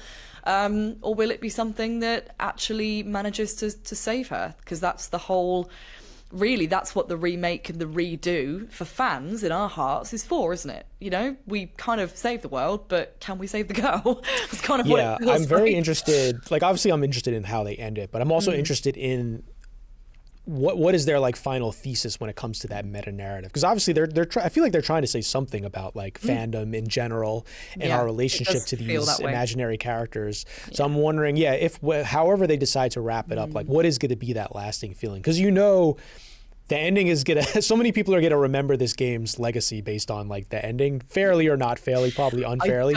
I don't envy them. Do you? It's so like it almost it really does remind me of like when you end like a great TV show or something like Game of Thrones is another great example, like the TV show, like like a lot of people didn't like the way it ended, but does that erase 5-6 seasons of like great television? I don't know. For some people it does. No, exactly. So there's so much pressure, but I do feel like they are up for it. They definitely seem to have like a good attitude that I think the way that they're approaching this project, and I don't know, I just hope people appreciate it, because we might never see like an endeavor like this ever again, or at least not in the recent memory. No one's trying it with remakes in the same way. No one's going, well, let's just see if we can alter things in a way that are going to keep people guessing. It is like bold, you said bold earlier. Bold's the perfect way to describe it. It really is, because they've really taken a significant risk here. But I think, they've got the right attitude. Like the original game, nothing was ever really going to top that. So why try to just replicate? Why not actually, give it a full... It's a remake in every sense of the word, and that's where the true meta comes in, isn't it? It's like they're like, well, we'll just have another go and see what we can do with the characters and the situations this time, and play with fans' expectations. And I do feel really nervous about the finale, I must admit. I feel like fans are gonna be unhappy, whatever, but I'm nervous, because I'm kind of like, I don't really know what you can do from here, because if Aerith, sort of magically manages to, it will feel a bit Avengers. It will feel a bit against all odds. Harry Potter's mum loved him so much that he just didn't die. It will feel like a bit of a cop-out in many ways if they just save her. But at the same time, it's going to be brutal if we have to go on that journey with Cloud to mourn her. But then what's more rewarding? Probably the idea of overcoming the fact that we had to lose this character. Are we fans processing our grief for the character we loved? I just feel like there has to be sacrifice at some point. I just feel like that's such a motif in this story that even if it's not Aerith, like there has to be some Somebody's gonna have to die, or some Cloud people are will gonna have to die. die. God damn. People will die, and the world Yeah. will riot. Oh my God, yeah. She'll be transported to the Tekken universe. Oh my God, yeah. everyone Everyone's that's with the fate for everyone, really, isn't it? Worse than death. Oh, So man. how surprised would you be if at the end of part 3, a portal opens up and out pops Squall Lionheart or somebody from another Final Fantasy universe? Oh my God, you know what? I didn't even think about that. Part of me thinks, I mean, no, they wouldn't. But would they? I don't know.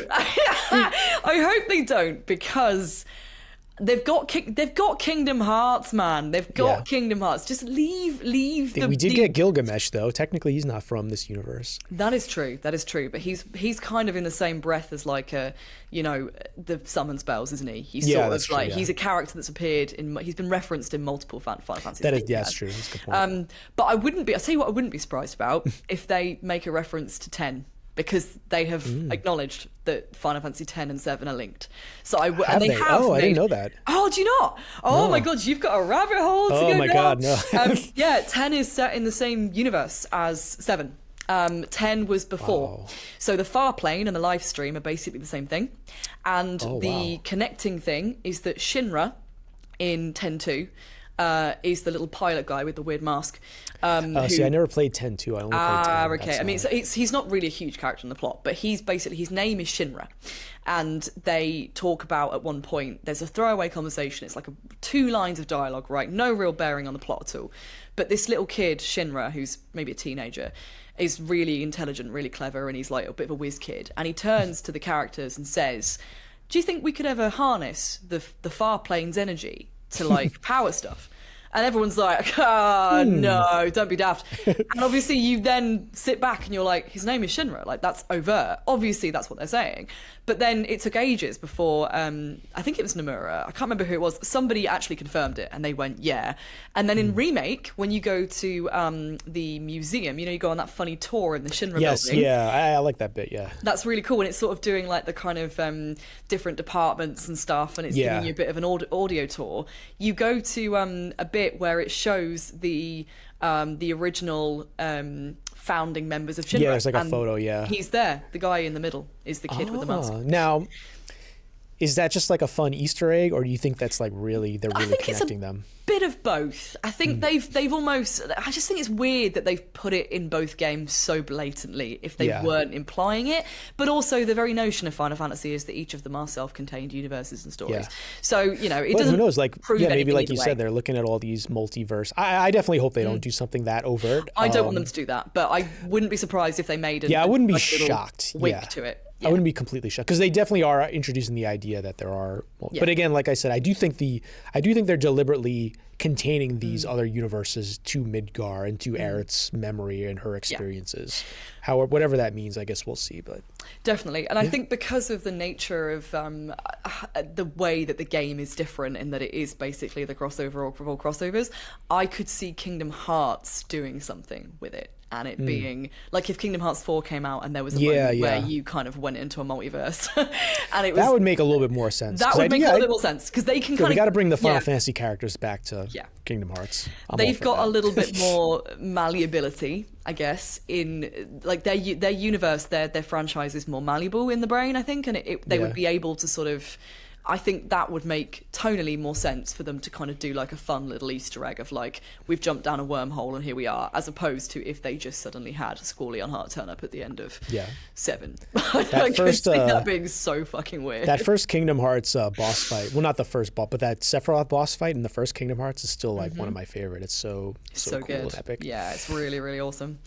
Yeah, well, there we go. So, excited for I think part with 3, yes. which is in development. Yes, supposedly the script is already done. I think that's what they said. Obviously, it might change as they're developing it, but man, I feel nervous for them. very I feel nervous for nervous, excited. But oh my god, thank you so much, Amy, for talking to me about this for so long. No, we definitely great, went thank very, you. very long. I'm sorry, That's all right. we went I'm gonna have a almost takeaway 3 now. hours. No, don't worry. But I mean, it's been a blast. Thanks, man. It's been a really big, it's a really huge game, so it's obviously gonna have a lot to talk about. So. Yes, and definitely if anyone out there has their own theories or thoughts on the story, please feel free to comment and tell us your thoughts. And yeah, again, like thank you so much for watching, and thank you, Amy, for doing this. Really appreciate it. Oh, thank you very much. Oh, is there anything you wanted to say? Like anything you wanted to plug? Anything you got going on? Oh my gosh. What have I got? What is going on in Amy world? What's going on in the Amy timeline? I never know. The Amy timeline is all over the place. It's an ADHD nightmare. I feel like you just have 12 Amys running around not really doing anything. One of them's playing with Lego. One of them's like cooking. The other one's staring at a wall. What have I got going on? I mean, really, I've just joined the Future Game Show, which is amazing. So we've got lots of cool content coming out this year. We obviously have 2 Future Game shows, one in the first half of the year, one in the second. So that's cool. We're trying to knock Lord Keeley off his throne. I joke. We're not really trying to knock Lord Keeley. But no, it's very sort of similar, I guess, in the same vein as like Summer Games Fest and stuff like that. So it's a big announcement show. We're focusing on a lot of indies and stuff, which is really cool. It's amazing. Yeah, I really love the channel, and I'm excited for what we're going to achieve with that.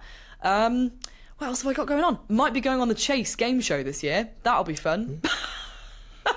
Not going to mean anything to you in the US, but it's a bit of a like sort of camp TV special here in the UK. The Chase game show, so that should be quite fun. Oh, so I thought it was like a video game thing. It's no, it's like a quiz show, like a Wheel of Fortune type vibe. Well, not Wheel of Fortune, cool. but you know what I mean. That level of so that could be a laugh. No, I think that's it really for the moment. I've got a couple of other appearances coming up on podcasts and stuff.